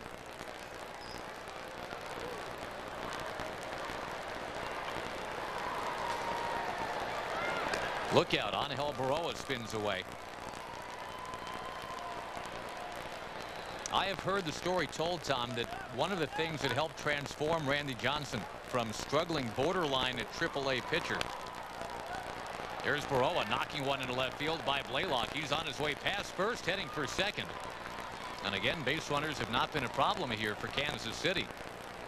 Baroa is on with his second hit of the night, but apparently Randy Johnson had a pretty effective meeting with a guy named Nolan Ryan here in Texas. Nolan taking the young Randy Johnson aside, and the little hint that he gave him, try landing on the ball of your foot rather than landing on your heel, which helped him keep his mechanics in check. Obviously there's a lot of other things that went well for Randy Johnson very quickly, but I have heard him talk about that meeting with the great Nolan Ryan. That ball sent into right center.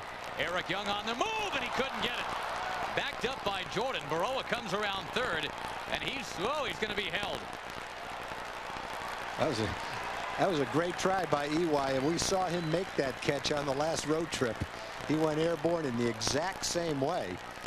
I don't think it's very often that you'll see a ball hit like this where the center fielder dives for it and the hitter ends up at first base. It might be because he got injured. He's been on the disabled list this year, but EY just misses it. Jordan's there to back it up. Relaford, who normally runs very well, I think would have had a double. The trainer's out there now, and he's going to come out of the game. Well, obviously, the reason he didn't get to second was because of some type of an injury. Tony Graffinino's already on the DL. He's been playing second base for Kansas City. And let's see where Tony Pena wants to go here for the pinch runner. Looks like Mendy Lopez.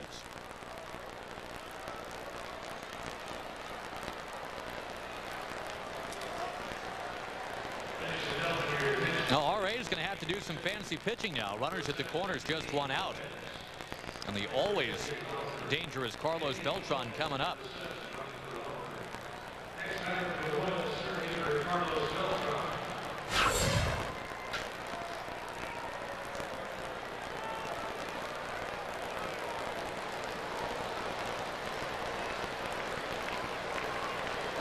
So yeah, Relaford is out now. And Dickey works to Carlos Beltran. And Beltran hammers it deep into right field. Jordan going back. Kansas City will take the lead. And Tom, you mentioned it. Beltran had three very un-Carlos Beltran-like at-bats against Dickey early on tonight, but he jumps on the first offering. And the Royals have come from down 5-0 to lead 6-5. A pair of three-run home runs allowed by Dickey tonight. And Buck Showalter on his way to the mound. Well, the ball Baroa hit was down the line for a double. Relaford would have had a double, but it looked like he re-injured a hamstring. He was on the disabled list earlier in the season. It looked like he probably re-injured that. Beltran got a pitch that was on the inside part of the plate, and obviously to his liking, he drives it over the bullpen, over the Ranger bullpen in right center field. So Dickey will not get a win tonight. The Rangers are going to have to rally. 6-5 Kansas City. We'll be right back.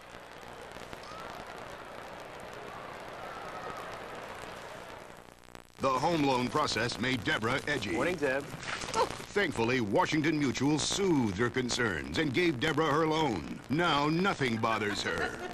That is so true. Hey.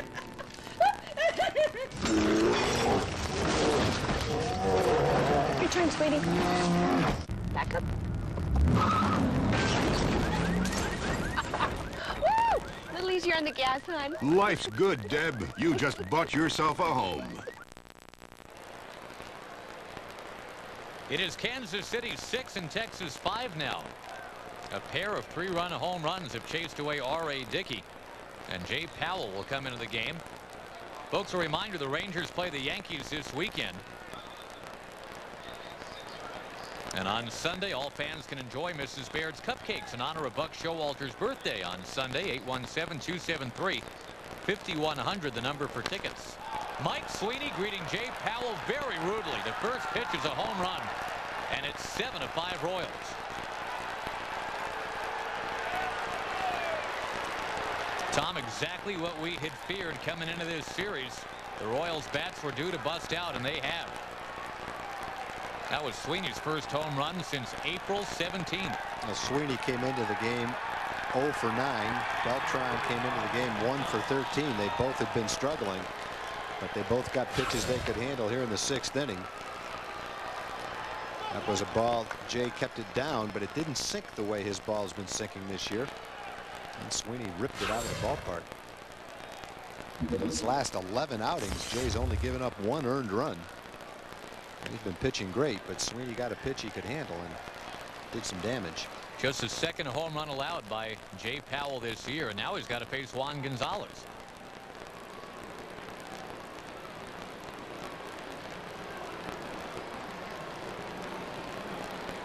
Still just one out in the inning. The Royals have a double, a single, and 2 home runs since Santiago was out.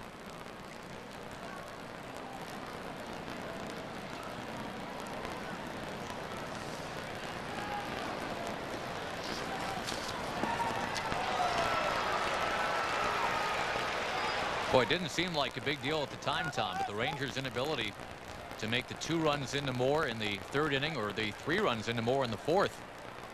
But now that is an issue. 7-5 Kansas City. And then in the 5th, they had the first 2 men on. Tony Pena made a pitching move, and Sullivan came in, got a fly ball and a double play, got out of the inning.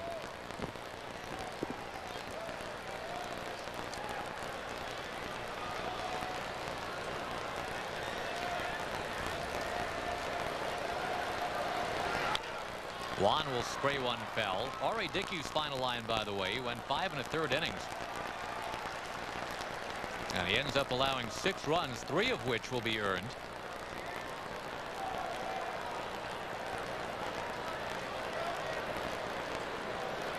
And the Rangers will be asked to rally on Kansas City again. They did that for a victory last time they faced them.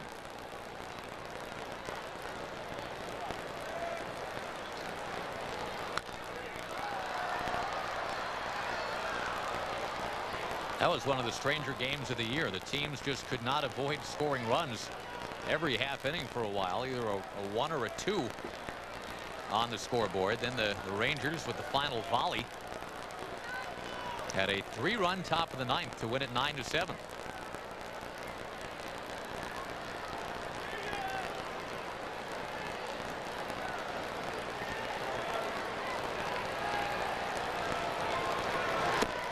A couple other notes on the Kansas City offense.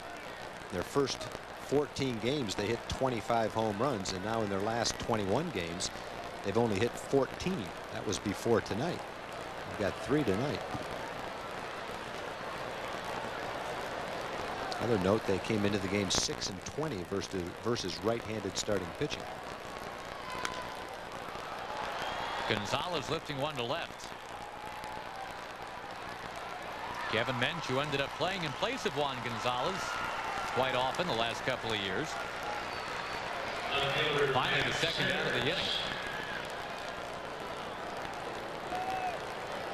Again, if you're just joining us, the big baseball news of the night. Randy Johnson, at 40 years old, pitches a perfect game for the Arizona Diamondbacks tonight. That's just the 5th perfect game in the National League since 1880. Jim Bunning, Sandy Koufax, Tom Browning, Dennis Martinez. And now on May the 18th, 2004,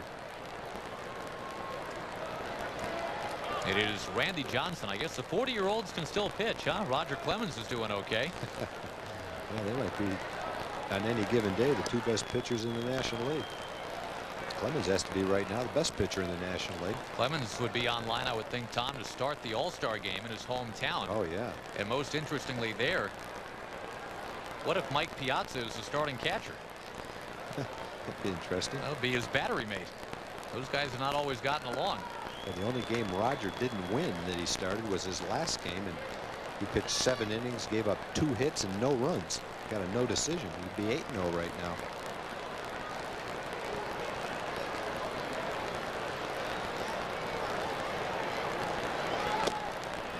Matt Stairs, who hit the first of the 3-run homers for Kansas City, did it on a 3-1 count. And he is up in the count 3-1 right here.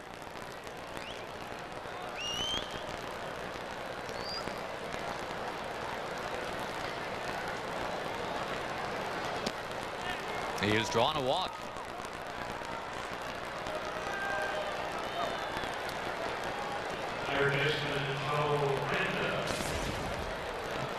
Well, back in the 5th inning, here's how it all got started. It was very innocent. Almost got that call, and then Matt Stairs ends up hitting the home run. All that happened after 2 were out and nobody on.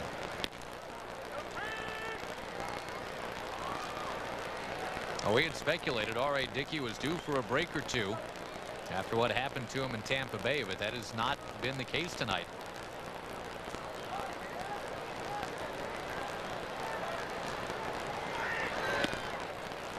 Howell quickly ahead of Randa, 2 strikes.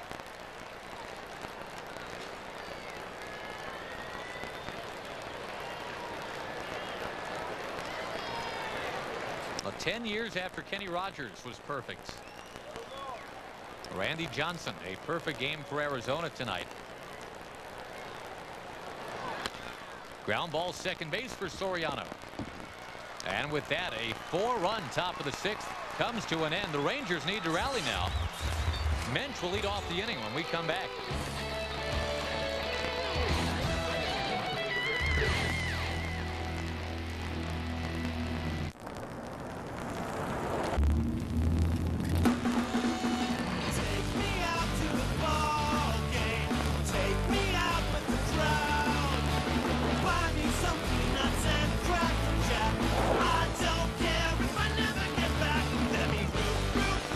You don't have to leave civilization to find adventure. The 245 horsepower all-wheel drive Nissan Murano. Is DNA really evidence? For Jen, truth was relative. Then she got Washington Mutual free checking. She liked the no hidden fees, and they inspired Jen to be more truthful. Your Honor, my client pleads guilty. What? Well, you are. Hi, I just changed lanes without signaling. Oh, my plates are expired. Nice deck. Not really. We built it ourselves. Way to go, Jen. We appreciate your bold honesty. Well, scattered storms fired up to our west and to our east. Will they zero in on North Texas? Find out with your Fox 4-1 forecast. Time for the Sonic Slam inning, brought to you by Sonic. The jackpot worth $600 tonight, plus tickets to a Ranger game and dinner for 2 at Sonic. The Rangers hitting for Dolores Appleby from Cedar Hill. If a Ranger hits a grand slam this inning, we give away $25,000. You can register at any North Texas Sonic restaurant. Good luck to you, Dolores. Rangers needing to come back here, down 7-5. And a tough right-hander out there in relief of Jeremy Yoffeld. That's Scott Sullivan.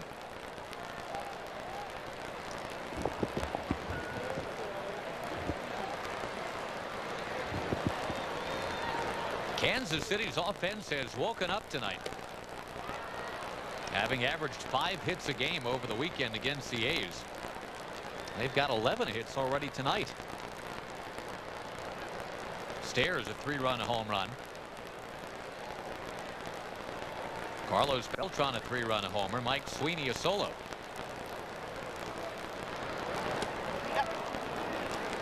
So 7 runs all on homers for visiting Kansas City. And Tom, as we talked about, as the Rangers were scoring their runs, they've been doing it on sheer hustle tonight. Yeah, they strung together a single and 3 doubles for their 3-run inning in the 4th inning.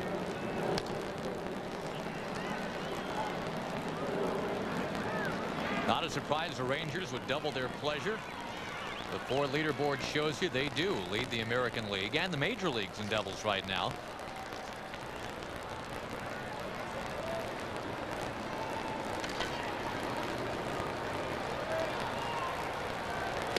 Mensch will not be able to make contact here. Again, a righty against his side-arming right-hander Scott Sullivan. That's a tough matchup. You know, the surprising team for me offensively. See if you can guess what I'm thinking. Well, that's a sidearm slider. It's going to be a tough pitch for a right-hand hitter. They're 2nd in the league in runs scored. 3 points behind the Rangers in batting average. They've actually scored 2 more runs than the Rangers. Another young team. Cleveland? Yeah, Cleveland. You don't think of Cleveland when you think of, at least I don't, better offensive teams in the year, but in the league. But they are 2nd in the league in runs scored this year. They've got a team full of guys, a lot like the Rangers, similar ages, similar years of experience, and similar batting averages. They've got a lot of guys hitting 300 or right near it in their lineup. And while a lot of last year's rookie crop has been struggling to replicate what they did last year, Jody Garrett just keeps going for the Cleveland Indians. He's having a great year. And Martinez, their catcher, is batting fourth and having a good year. I think he's a rookie this year. Well, how about Ronnie Belliard coming over from Colorado? And he's top 3 in the league in hitting. And that's after trading Milton Bradley, one of their best players. Yeah, that's right. Travis Hafner's having a nice year for him. 2 balls, 2 strikes to Gerald Laird. The Indians, another team the Rangers will finally be seeing coming up on the next road trip. It's a long road trip for the Rangers. So come on and see the team this week if you can. Laird sends it in the air to center field. Beltran has it tracked. 2 down.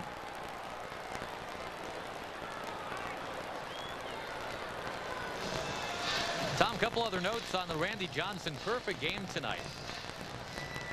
As he retires all 27 Atlanta Braves. A 2-0 final in that one. He does become the oldest pitcher ever to throw a perfect game. Officially the 17th perfect game in big league history.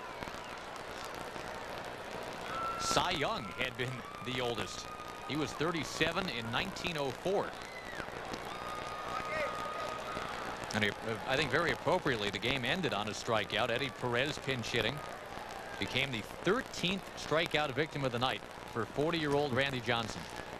The Braves had an 18 strikeout game, and now a perfect game. Has struck out 31 times in 2 games.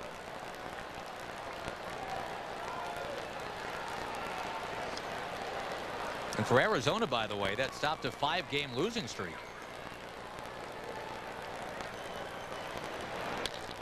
Young with a smash. Baroa behind the bag. Nice pickup, and the Rangers are done in order here in the 6th inning. No Sonic Slam winner will play the 7th with the Royals leading by 2.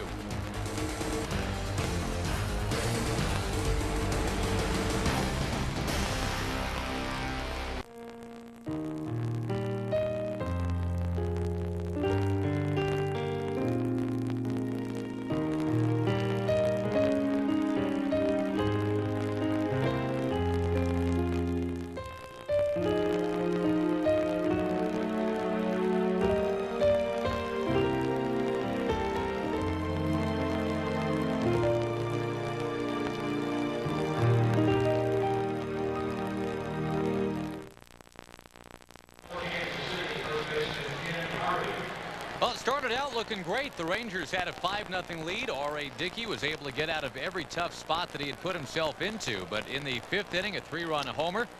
In the 6th, there was a 3-run homer and a solo home run from Kansas City.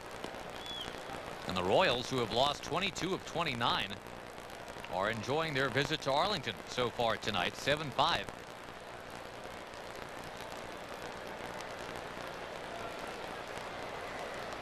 He's ready.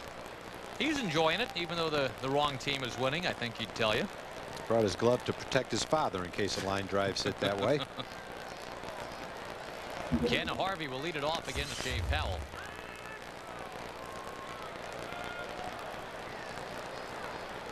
Scott Sullivan now the pitcher of record for Kansas City, and he's been dynamite, Tom. He has faced 5 Ranger hitters and gotten 6 outs. 2 quick strikes to Ken Harvey now.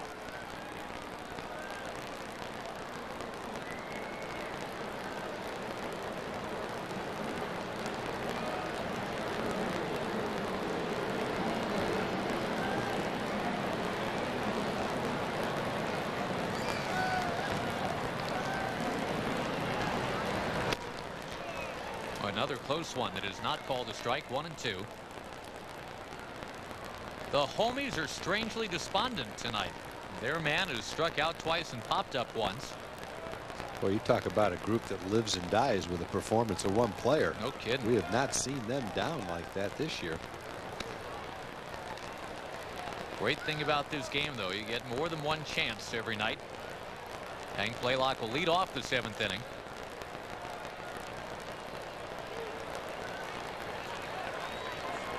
Hank starting to take some real big swings. He had 4 hits on the road trip. They were all home runs. There you go. Strike 3 for Jay Powell. Boy, that was a nasty sinker right on the outside corner.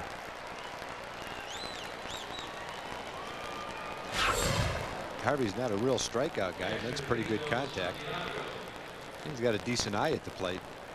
But that's a tough pitch to handle right there, right on the outside corner.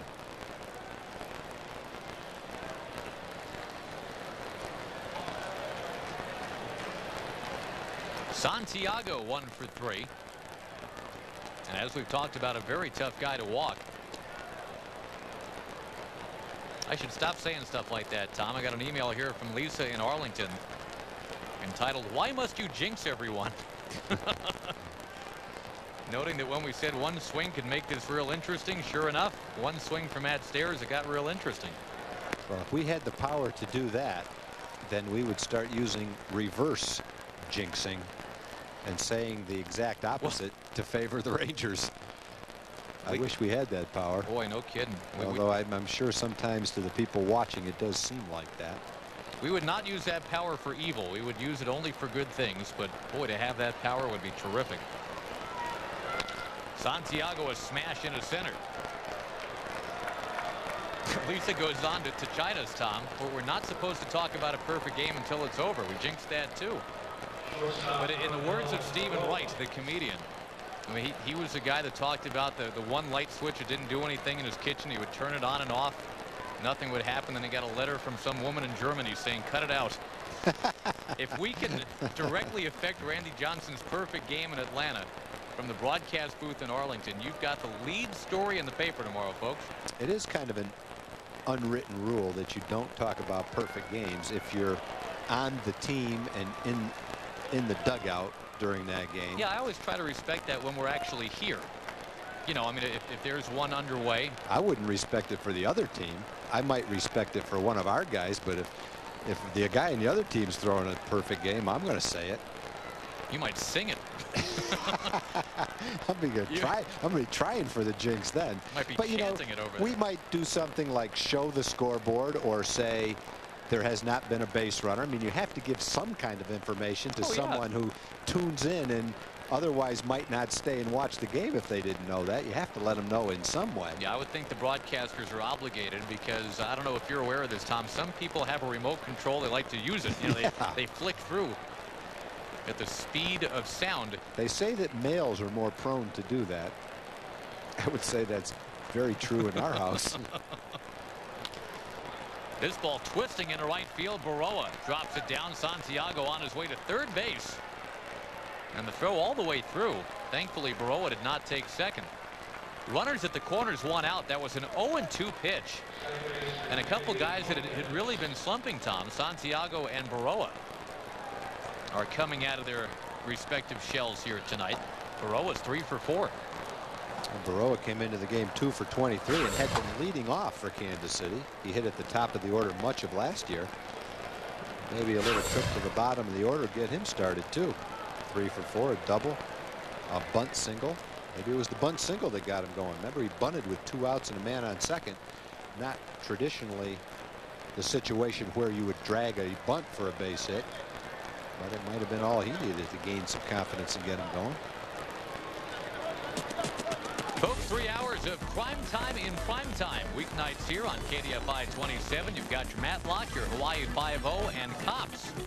Prime time in prime time. Every weeknight it all gets going at 7 on KDFI 27. First at bat coming up for Mendy Lopez. He was asked to step into the game when Desi Relaford got hurt.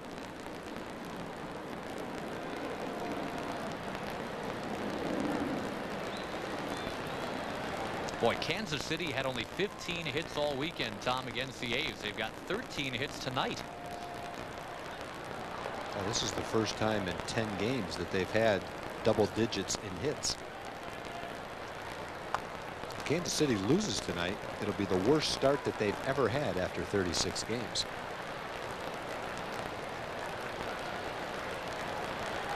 And that's saying something. This franchise has been around enough. And this was a year that I think a lot of people figured they'd compete and still might in the AL Central, but they have dug themselves a pretty deep hole at 11-24. I will say they're in the one division where 11-24 you're not necessarily buried.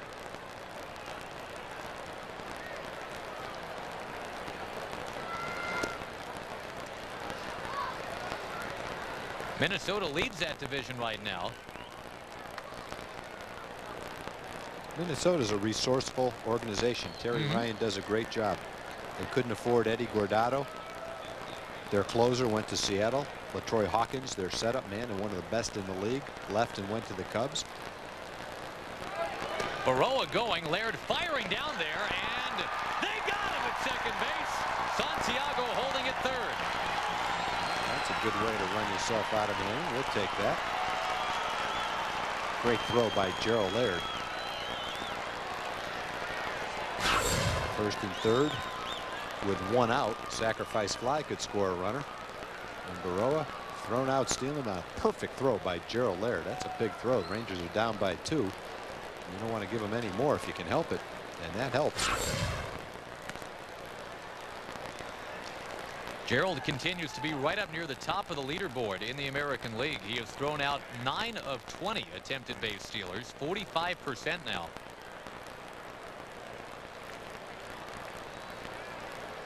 Meantime, the count 3-1 on Lopez, though. And a high fly ball, shallow left. Michael Young says he's got it. And he's absolutely right. So Kansas City had a threat go by the boards worth a stretch. And the homies are ready. Blaylock coming up when we come back.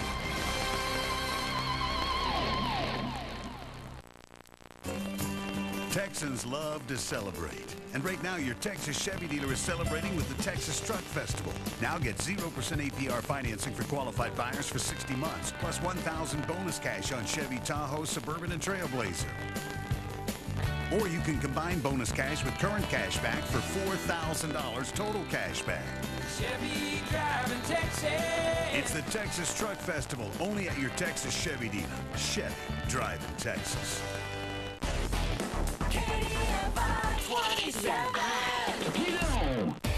This is the one event you've been waiting for. Now through the 31st, get the best deals ever on the #1 SUVs in Texas. 0% financing for up to 60 months and $2,000 cash back. This is a one-time offer, so do not wait. You get both 0 APR plus $2,000 cash back. For the biggest savings, this is the one you want. And it's going on now through the 31st, only at your Texas Ford dealer. Texas Ranger Baseball brought to you by Dodge. Grab life by the horns. And by Hotwire.com. Get a 4-star hotel at a 2-star price at Hotwire.com.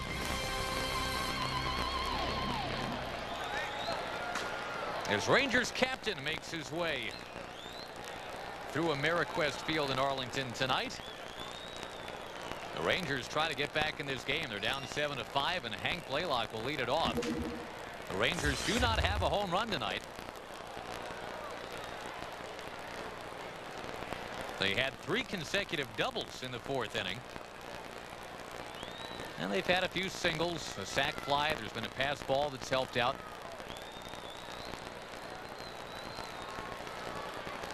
But they're looking for that power that they've made a real part of their game lately. Homies have sprung to life. Why wouldn't they? This guy's got 10 home runs at the plate here. Hank Blaylock second in the league in that department, and the guy he trails is on the DL, looks like for a while, Troy Gloss. The junior auxiliary helping out. Popped into center field. And no problem for Beltran. So the Hank Blaylock fan club has had a rough night. Hank 0 for 4. Don't give up, men. Looks like they're taking it as a responsibility of them. Personally responsible for Hank's 0 for tonight. Kind of like how we're responsible for the Stairs home run, unfortunately. Well, there'll be better nights for sure.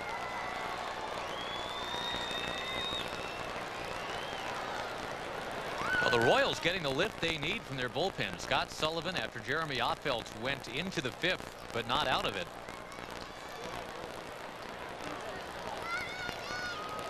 Sullivan has not allowed a base runner. He's keeping the ball down, throwing quality strikes. Been able to hit the outside corner, low and away with that slider that he throws. Drops down from a 3/4 to sidearm delivery. It's a tough pitch to right-handers.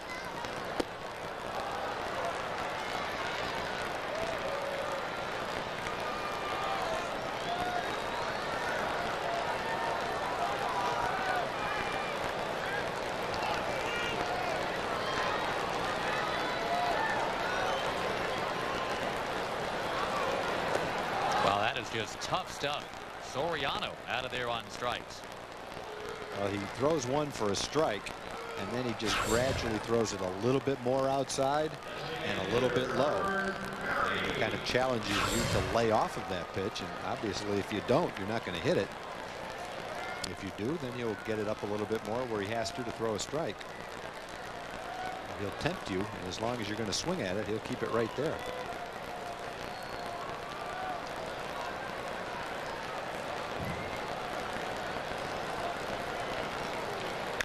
Herbert Perry hits it high and hits it well in the left center field.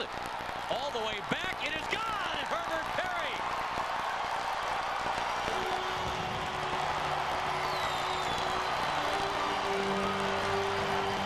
Well, if you look at the sliders that Sullivan threw to Soriano, one was a strike outside corner at the knees. Two were away and out of the strike zone. And then he finally hung one to Herbert Perry. And Herb jumped on it and drove it out of the ballpark in left center field about 400 feet. This is what you hope for. Instead of being down and away, that ball is kind of up and in and hanging. And Herb, his eyes lit up when he saw that pitch. Gets the Rangers to within one. Wakes up the crowd, woke up the dugout. Well, the Royals went back-to-back with home runs in the 6th. Maybe the Rangers can do it in the 7th. Mark Teixeira. There have been 7 straight batters retired by Sullivan. One of them on double play. Tex puts himself in a hitter's count. Have you exhausted your call yet tonight? No, I have not. I'm going to exhaust mine right here on 2-0. Good call.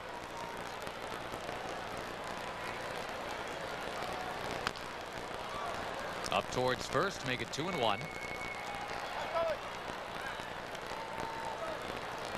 Well, we had talked about it, Tom, that, you know, since the cleanup spot in the order and the number 5 spot in the order have been kind of the weak links for the Rangers so far.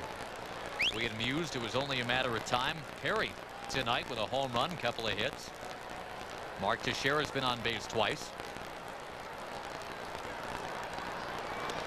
Ooh, it hit him. Got him in the hand. And Tex is in some pain. Jamie Reed coming out. The Ranger trainer to have a look. Well, that's a tender spot anywhere around your hand or your wrist.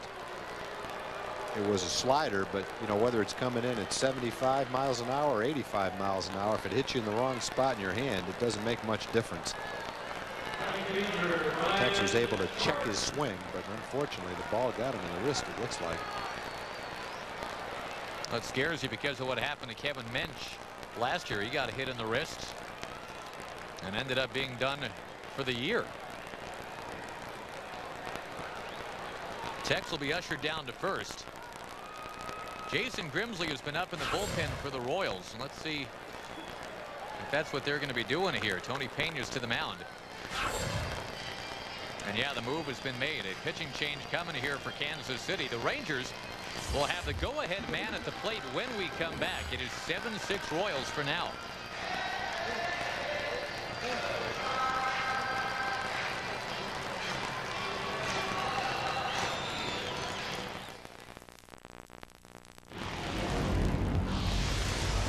People complain about the season being too long, but that's just baseball. I mean, it's been that way for 70 years now. I mean, so I don't know.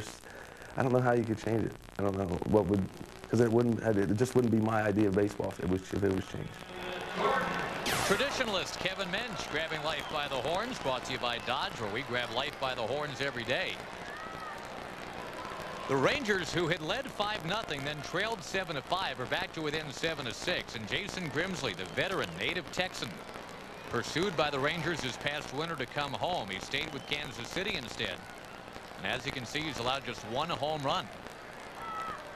He's already appeared in 18 ball games. This is his 19th ball game. He's appeared in more than half of the games on pace for over 80 appearances. He's got the good sinker, and he used it right there. One pitch, and Brian Jordan hits into the fielder's choice, but the Rangers get a little closer on a Herbert Perry home run. 7-6 at the end of 7th.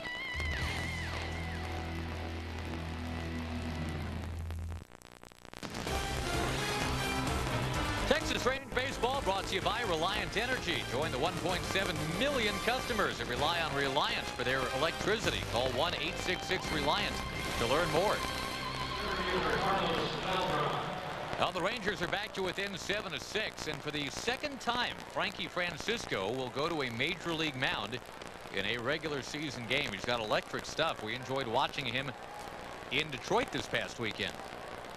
Well, we saw him throwing a fastball that got as high as 97 miles an hour. Most of them were 95 or 96. The line doesn't look that good. 3 hits and a couple of runs, but there was some infield hits, and there weren't exactly anything that wasn't exactly anything hit hard. He ended up giving up a couple of runs, but his stuff was very impressive. Both Buck Showalter and Orel Hershiser talked towards the end of spring training, Tom, about the Rangers not so much having an 11-man or 12-man pitching staff, but saying that, you know, over the course of a season, you're going to need to be more like 18 deep because injuries happen. Things do happen over the course of a season. So neither Buck nor Orel really wanted to discount any of the top several pitchers that were near that bubble. Francisco was one of these guys that has crept beyond the bubble. He is now up all the way to the major leagues. Well, he just blows one by Beltran here, 0-2. Well, the Rangers developing some quality arms from the right side. Jay Powell back in form this year, and Francisco, Almanzar, and Cordero, all 3 of them with 95 plus on the fastball and other complementary pitches that are very good as well. Boy, the Royals just keep getting those hits when down on the count. An 0-2 pitch is rolled into right field by Beltran, and you've got to watch him on the bases now. It wasn't a bad pitch. It looked like a slider down and in. He had thrown 2 fastballs belt high and right by Beltran, and then he threw him a slider kind of down and on the outside part of the plate, but Beltran was able to get the bat on it, hit it into right field.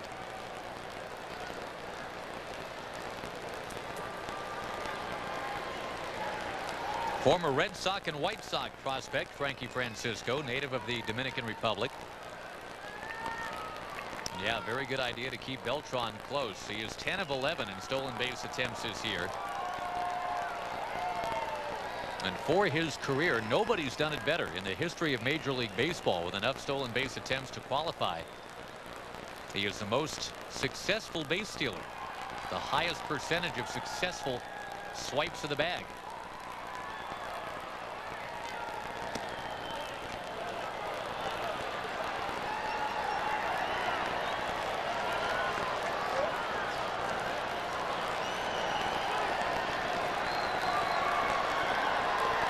They're saying 2 balls, no strikes here.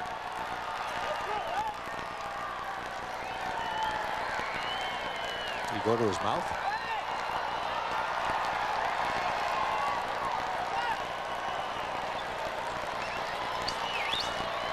Yeah, he must have gone to his mouth, Tom, because that was the first pitch thrown to Sweeney, but I guess they must have said he went to his mouth while up there to make it a 2-ball, no strike count on Sweeney.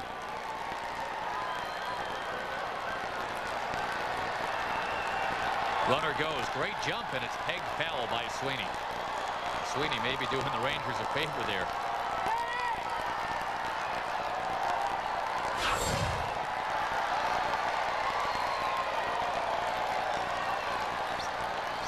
Beltran, when he goes, he generally makes it. He didn't have a huge lead, but he gets a good jump and he accelerates quickly. He's at full speed right off the bat. That is something close to a 90% efficiency for his career.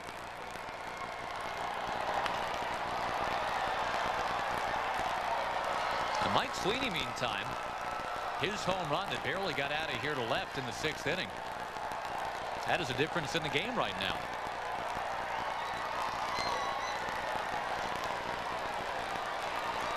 The Rangers needing to go to work against the Kansas City bullpen. They did that for a victory last time they faced the Royals.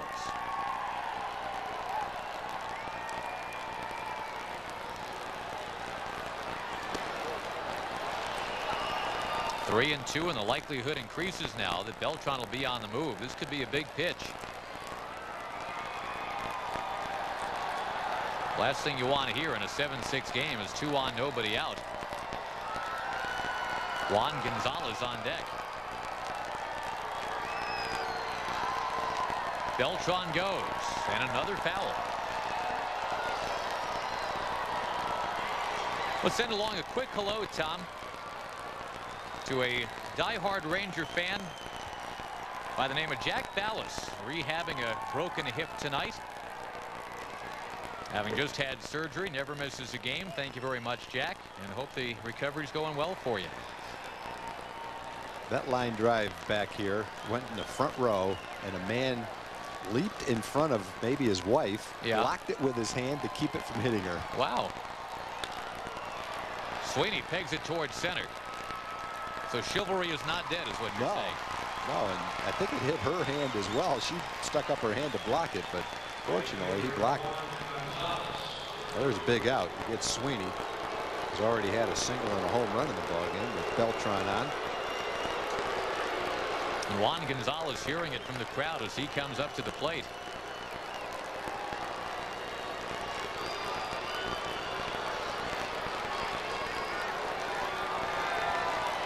Juan's been on 3 times tonight.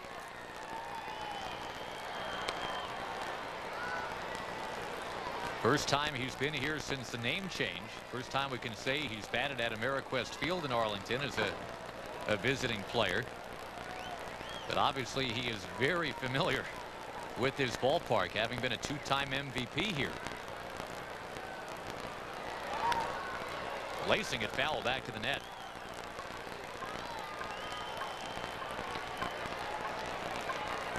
But when Juan is going well, which the Ranger fans saw a lot while he was here, pitchers for some reason always felt like they could throw him high fastballs. Sometimes up and in, and boy, would he turn those things around.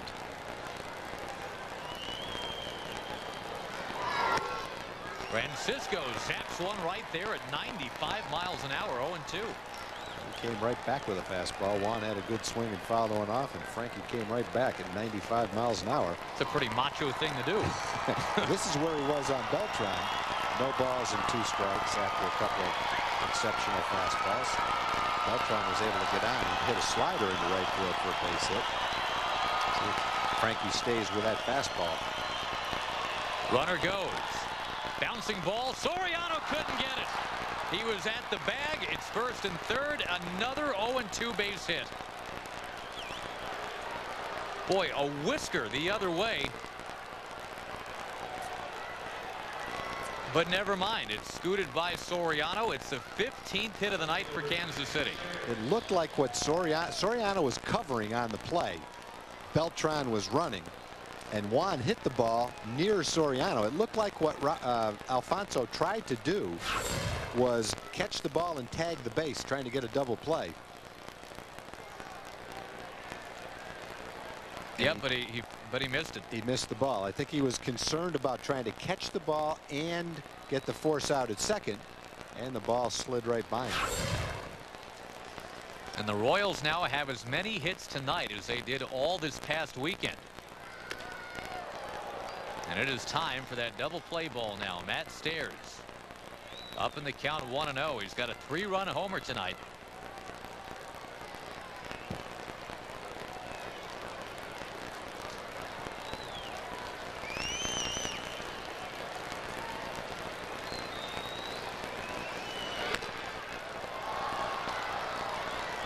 Boy, that's frustrating. I mean, if Francisco is able to knock it down or catch it even, if he catches it cleanly, he starts a double play potentially.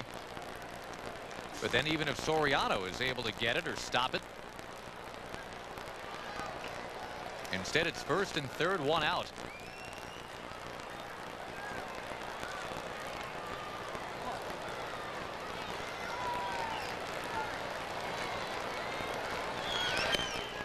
Strike two. Bites off the outside corner. So again, we'll see if Francisco can put away one of these Royals hitters. And it's sink or swim for the rookie. There's no action in the Texas bullpen.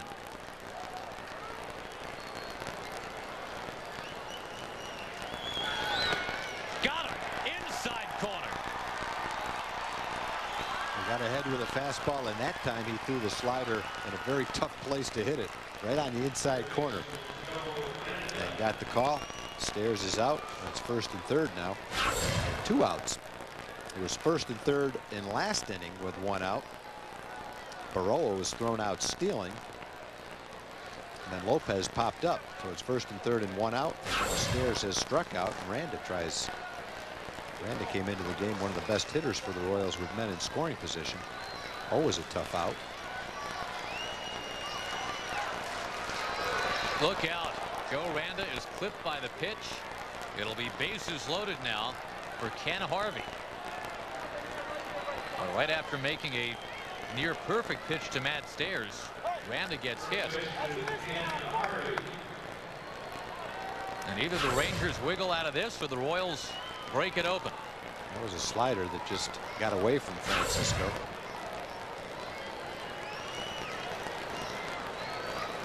Erasmo Ramirez will heat up in a hurry in the bullpen.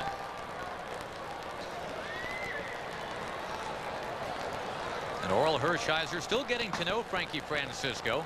Obviously got to watch him pitch in spring training, but wasn't as much hands-on as Oral would have liked. You've got so many pitchers down there. But Francisco, with unbelievable numbers at Double-A this year, has made the jump up here to the Rangers, and he is in a very tough spot in the top of the 8th inning.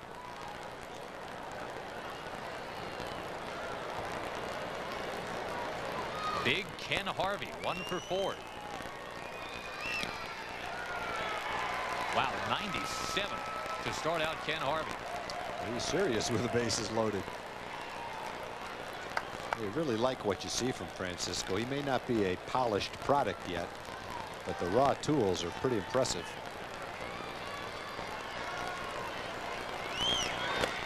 Oh, and 2.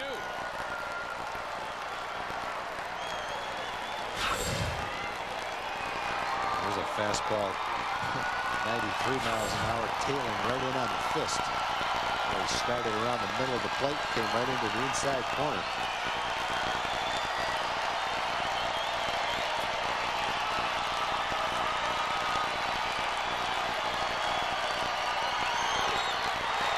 Got a piece.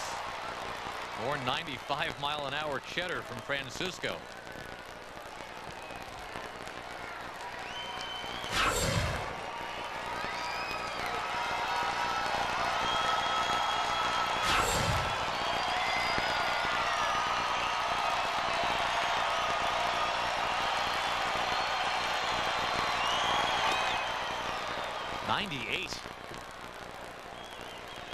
Whether it's Frankie Francisco or Francisco Cordero, you got a right-hander coming out of the bullpen now. They can straight out bring heat. And it's not even counting Almanzar, who has tuned it up at 96 miles an hour. In the air, left field. Exhale.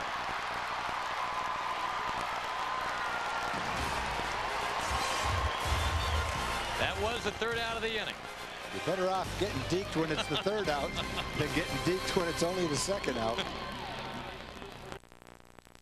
Ameriquest Field in Arlington's Big 10th anniversary season gets even bigger with the Phillips 66 Big 12 Baseball Tournament. Your school needs you May 26th through the 30th at Ameriquest Field. You'll see 5 great days at the highest level of collegiate baseball in the country with fierce rivalries and players who never let up. There's a potential NCAA playoff berth at stake, so don't miss the Phillips 66 Big 12 Baseball Tournament. For tickets, call 817-273-5100 or visit TexasRangers.com. Case. 7-6 ball game. We go to the bottom of the 8th, and folks, don't forget online balloting has begun for the 2004 Rangers Baseball Hall of Fame. Ranger greats including Buddy Bell, Fergie Jenkins, Gaylord Perry, Will Clark, and more. Cast your vote at TexasRangers.com. The Rangers trying to rally on the Royals here, as they did successfully the last time these two teams got together at the end of April. That on a rainy afternoon in KC. Got a beautiful night here in Arlington tonight. And the Rangers down 7-6. They've got the bottom third of the order that'll step in there against Jason Grimsley, Eric Young, Kevin Mensch, Gerald Laird. On a night that Randy Johnson threw a perfect game for Arizona. A 2-0, 13 strikeout shutout. Well, we've got 13 runs on 23 hits here.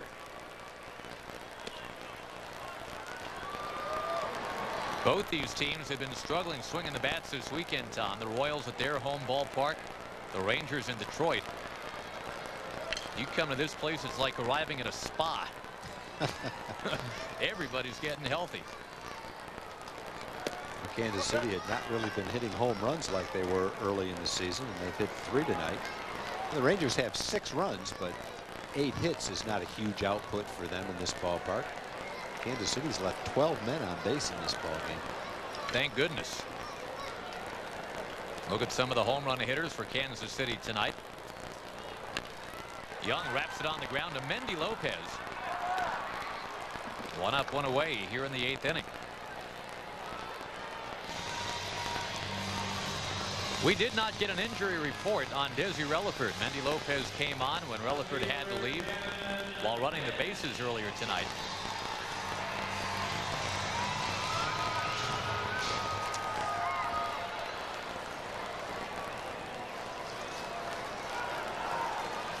Red Sox have beaten Tampa Bay 7-3. The Devil Rays struggles continue. Although I guess happier news down there for their hockey fans. The Lightning won their game tonight. Oh, go ahead. I was just going to say that does not make the man at the plate very happy. Kevin Mensch, diehard Philadelphia Flyers fan. His team now down, what, 3-2? Relaford had missed 3 weeks in April with a left hamstring injury. And we're not sure that that's what he did tonight, but it's a possibility that he could have re-injured that hamstring. A lot of hamstring injuries this year. Boy, you see them all over the place. Mensch twisting one into foul ground. It is going to find the seats. A couple of guys have had hamstring injuries, and then you read it, things like it might be chronic. It could be something that plagued them throughout their career. Darren Erstad missed a lot of time last year with a hamstring. He's out. Jose Reyes for the Mets. I think it's Jose. Is that his first name? Jose Reyes. A lot of hamstring injuries. Just a bit outside. 1-2. Grimsley throws one of the harder sinkers in the league. He gets great movement on that pitch. Sometimes reaches the mid-90s. And we mentioned he's not likely to give up home runs the way he keeps the ball down and in.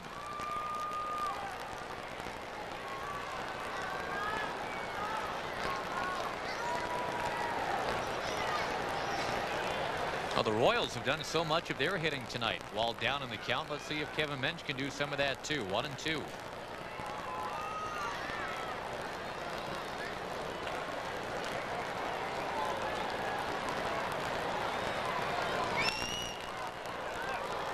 If he missed it earlier tonight, our honorary first pitch thrown out by Anna Kournikova. I was going to call her tennis star, but then I realized I've won as many tournaments as Anna Kournikova. She's a tennis player. Yeah. Definite celebrity. And Kevin Mensch, again, chivalry is not dead. He volunteered to help her warm up right before that first pitch was thrown. I'm not sure I'd call that chivalry. That might be stretching it. Strike 3 called. I think chivalry, doesn't it imply some type of a sacrifice? Yeah, it's noble. It's, you know, noble. I think that was a win-win is what we call what we're talking about. That's a pretty nice pitch from Grimsley. Look at that curveball from Grimsley. Caught the outside corner.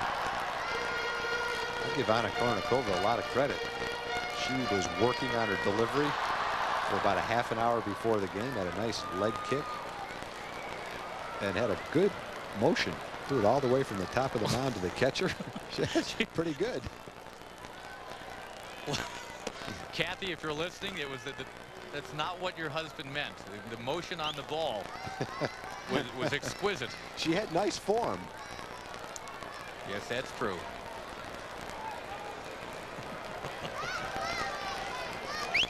Is your cell phone ringing right now? No, I don't think my wife's watching this late. Laird out of play. He's down 0-2.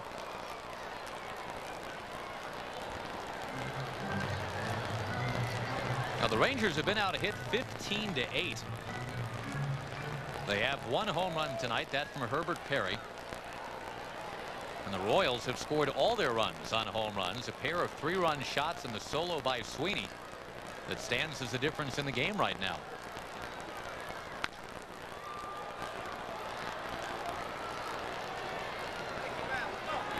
Tomorrow night, 7:05, Decker Dollar Hot Dog Night. The truck stop matchup, I'm calling it, Tom. Park and Gobble. Pull on in, Park and Gobble. It's Chan-Ho Park and Jimmy Gobble at 7:05 tomorrow. Darrell May and Joaquin Benoit on Thursday. I've got nothing on that.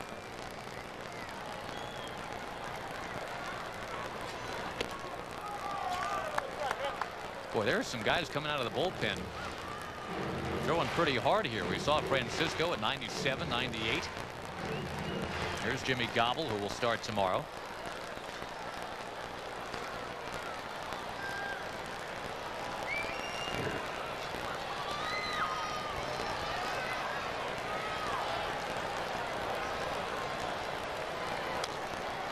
Laird continues to hang in there, trying to get it to Michael Young.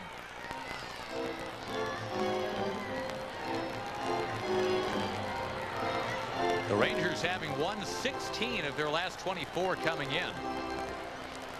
And at 22 wins, 15 losses for the year. Trying to make that move on the beaten up Anaheim Angels.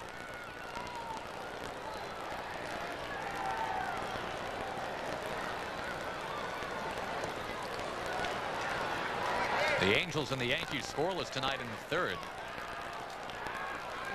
And the Tigers have an early lead on the Oakland A's. That score is 2-0 with Jeremy Bonderman, the one-time first-round pick of the A's. No hitting Oakland in the fourth inning. Carlos Guillen staying hot for the Tigers. He had a 2-run triple in that ball game. Laird hits it on the ground to Baroa.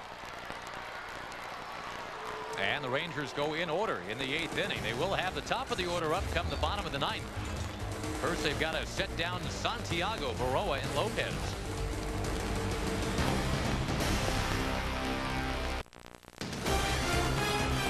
Texas Ranger Baseball brought to you by Southwest Airlines. Nonstop service to 59 destinations all across the country.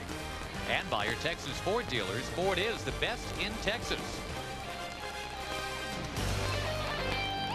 Well, the Rangers make another pitching change after R.A. Dickey started. Jay Powell came on for a while. It was then Frankie Francisco, and now Francisco Cordero.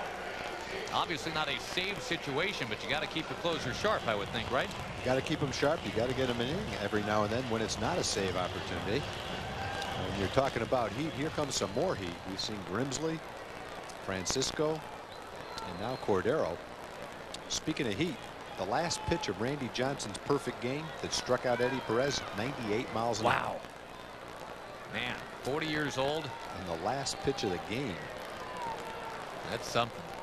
He was reaching back for all he had. He threw the fastball right by him.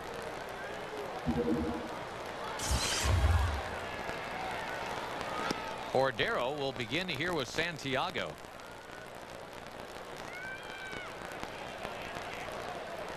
First perfect game in the National League since Dennis Martinez in 1991.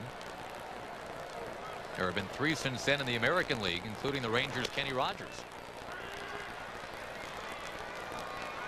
Mid-May seems to be a pretty good time for perfect games, Tom. David Wells had his on May 17th. Len Barker had his on May 15th. May 18th, Randy Johnson in the books.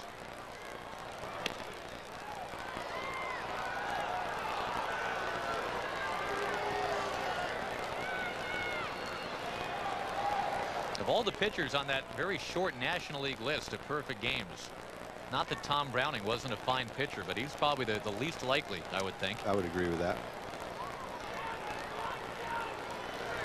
He wasn't a hard thrower.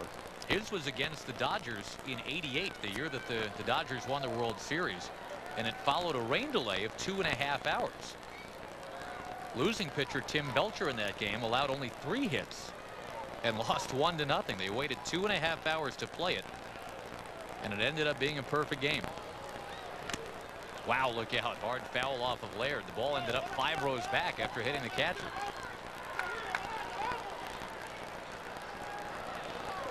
We are informed by our researchers in the truck that Randy Johnson threw 117 pitches, 87 strikes, 74%. That is about as thorough a report as you could want. The 117th pitch was 98 miles an hour. Well, Cordero's 6th pitch was 94 miles an hour. Does that do anything for you? It doesn't surprise me. That's for sure. I think Ben Sheets threw 116 pitches in his 18 strikeout game the other day against Atlanta. Now 117 with 13 strikeouts for a perfect game. A little flare in right field, and so it goes tonight. Kansas City now has more hits tonight than they did all this past weekend. And the bottom of the order getting it done. Santiago has 3 hits, and here comes Baroa, who's got 3 as well.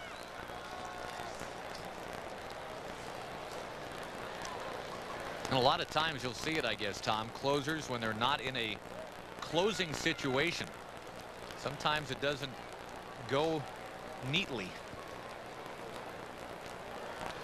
No, closers have a certain mentality and a certain adrenaline that flows when they come into a game for a save that may not be there in a non-save situation. You have to try to manufacture it. I guess you try to go out there and pretend it is a save situation. Doesn't mean they're not given 100%. Just means it's a different situation for them.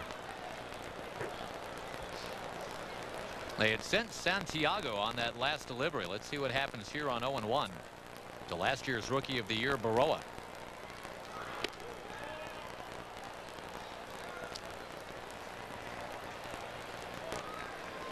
'73 runs batted in for Baroa last year and played great shortstop, but this year he's got 5 runs batted in. He was hurt for a while this year, but since he's come off the DL, 10 for 56.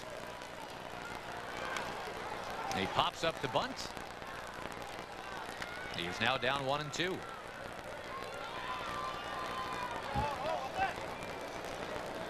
Angel Baroa becoming the 13th American League shortstop to win Rookie of the Year. Strangely, only 2 shortstops have ever won in the National League, Tom. Rafael Furcal won it as a shortstop, and Alvin Dark, and that's it. Huh. Poked at a play by Baroa. Of course, the Royals had a Rookie of the Year about 10 years ago that flamed out fairly quickly. We talked about him in Kansas City, Bob Hamelin. But then they also had Carlos Beltran win the award, and Carlos Beltran does not appear to be on the way to a flameout. That looks like a flame, all right, but not a flame out. That's a flame up. Rip and a miss. Down he goes.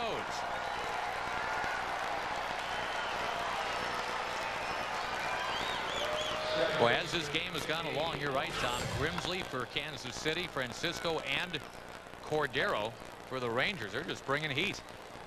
And Baroa is trying to make some contact, protect the plate, but Coco got it up and in on him. The Royals are going to have to make a decision at some point in time this year on Beltran. Beltran can be a free agent, and they will at some point in time have to decide if they're going to be a contender or if they consider themselves contenders. And if they do, they'll keep Beltran. If they don't, then it might be in their best interest to see what they could get for him. With compensation, they'll get draft picks for him next year if they let him play out the season and become a free agent. But if there's a deal out there to be made with a contender a month or 2 from now, they might have to consider that if the package is better than draft choices. If the Yankees center field situation continues as it is, that might be a guy they'd go after. The only problem would be the Yankees, with all the trades they've made the last few years, they may not have anything left in the minor leagues that Kansas City would want. That might be easier just to wait and buy him next year. Yeah. Cordero ahead of Lopez, 2 strikes.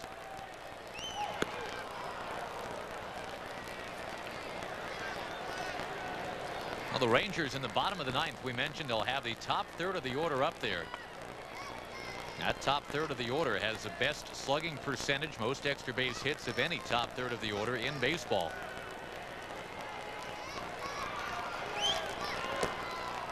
The object here is to keep it to within 7-6.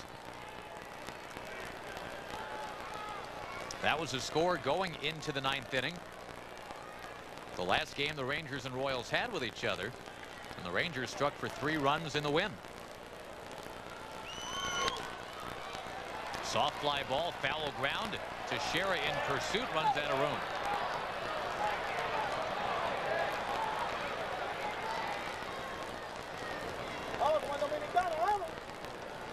One last check of the scoreboard, Tom. The White Sox beat the Indians 4-2. Toronto over Minnesota 5-3. That's the final. Boston 7-3 over Tampa Bay. Yankees and Anaheim still scoreless in the 3rd inning. Don't forget the Yankees are here this weekend.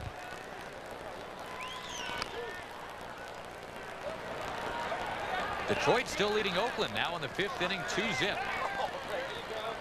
Any hit yet? 1 hit. 1 hit for the Oakland A's off the guy that they traded away, Jeremy Bonderman.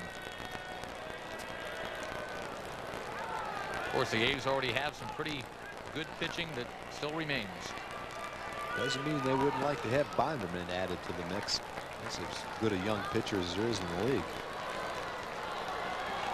What is he, 21 years old? Yeah.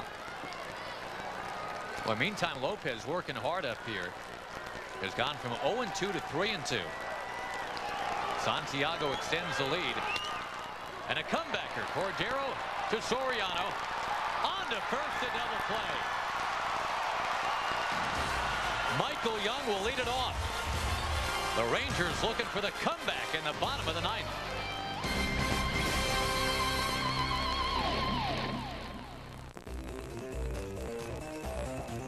Well, scattered storms fired up to our west and to our east. Will they zero in on North Texas? Find out with your Fox 4-1 forecast. 7-6, we get to the bottom of the 9th inning. We mentioned the last time the Rangers and the Royals played ball, it was 7-6 with the Rangers coming up for their last chance in the 9th inning. And Michael Young, who is stepping in there right now, is the man that changed the course of that game. He did this. Tied it at 7, and then Brad Fulmer won it off the bench.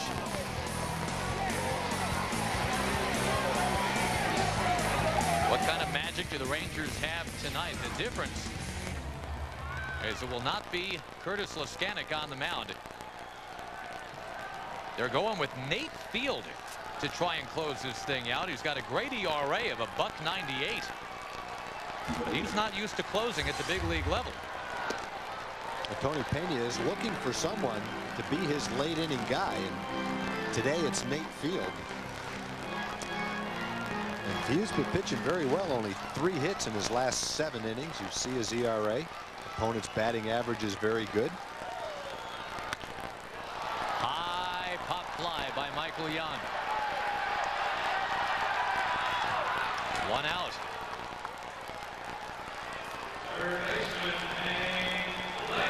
And Hank Blaylock with a chance now to be a difference maker. The Kansas City Royals have already lost 3 games when leading in the 9th inning. One of those, the game we just mentioned between the Rangers and the Royals.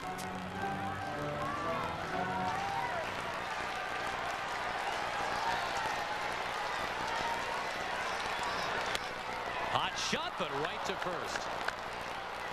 And the Rangers are down to 1 more batter here, Alfonso Soriano. They're facing a guy without a major league save. Well, if he gets a save tonight, he'll get their next opportunity for a save. Right now they're looking for a closer.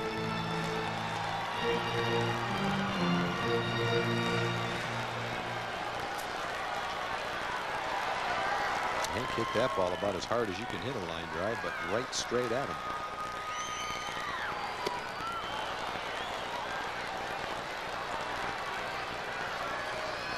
Soriano stuck with a hitless night so far.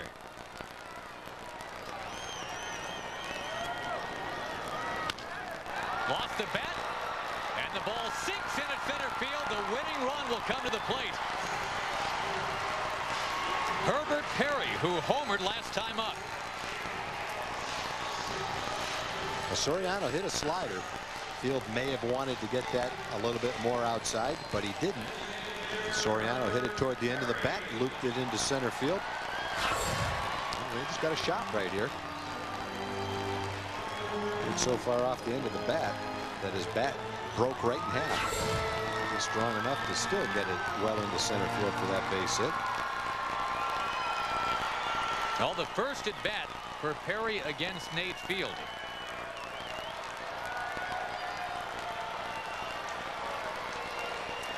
A lost year for Perry last year due to injury, trying to reclaim some playing time this year.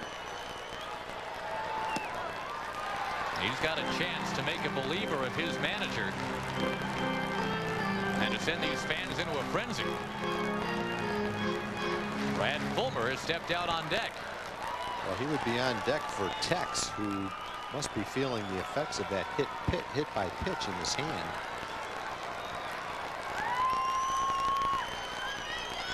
Soriano goes. Uh-oh. Heading back to first, and he is under the tag. He jammed on the brakes. That would have been a rough way to end the ball game. Well, he was obviously going. I don't think that was a fake. He just must have felt like he didn't get a good jump and decided to go back. Santiago flipped it down there, but Soriano's back. Meantime, Perry steers the count in his favor, 2-0.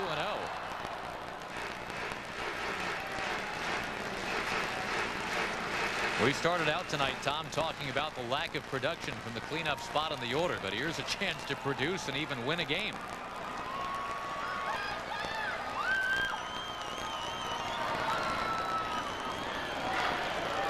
Herbert Perry, last time up, some positive karma for you.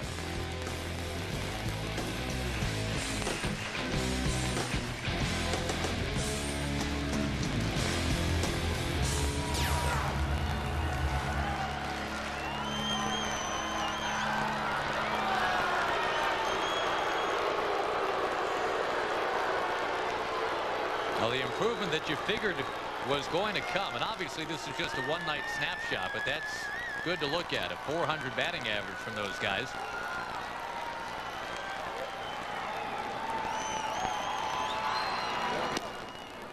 Just missed. They've got 2-1 on the scoreboard. We've got 3-0. I'm not sure who's right, quite honestly, Tom. I'm not either. Generally, the umpire will change the scoreboard if he sees it, if it's not the right count.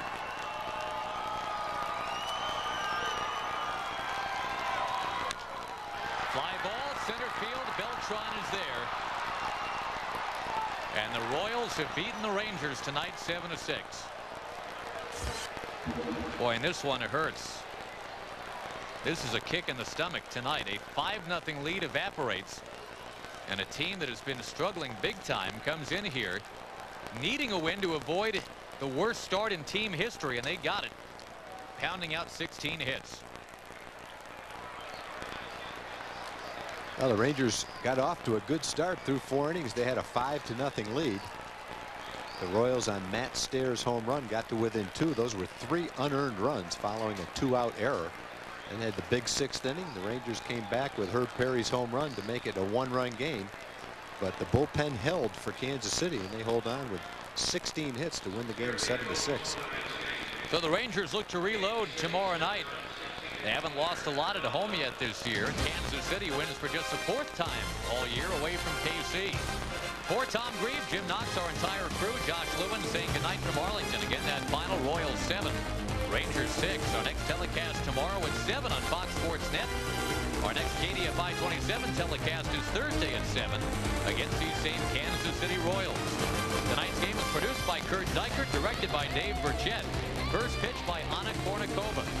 Associate producers Mike McTighe and Tom Stoner. Stay tuned. Fox News Wrap coming up next on KDFI 27.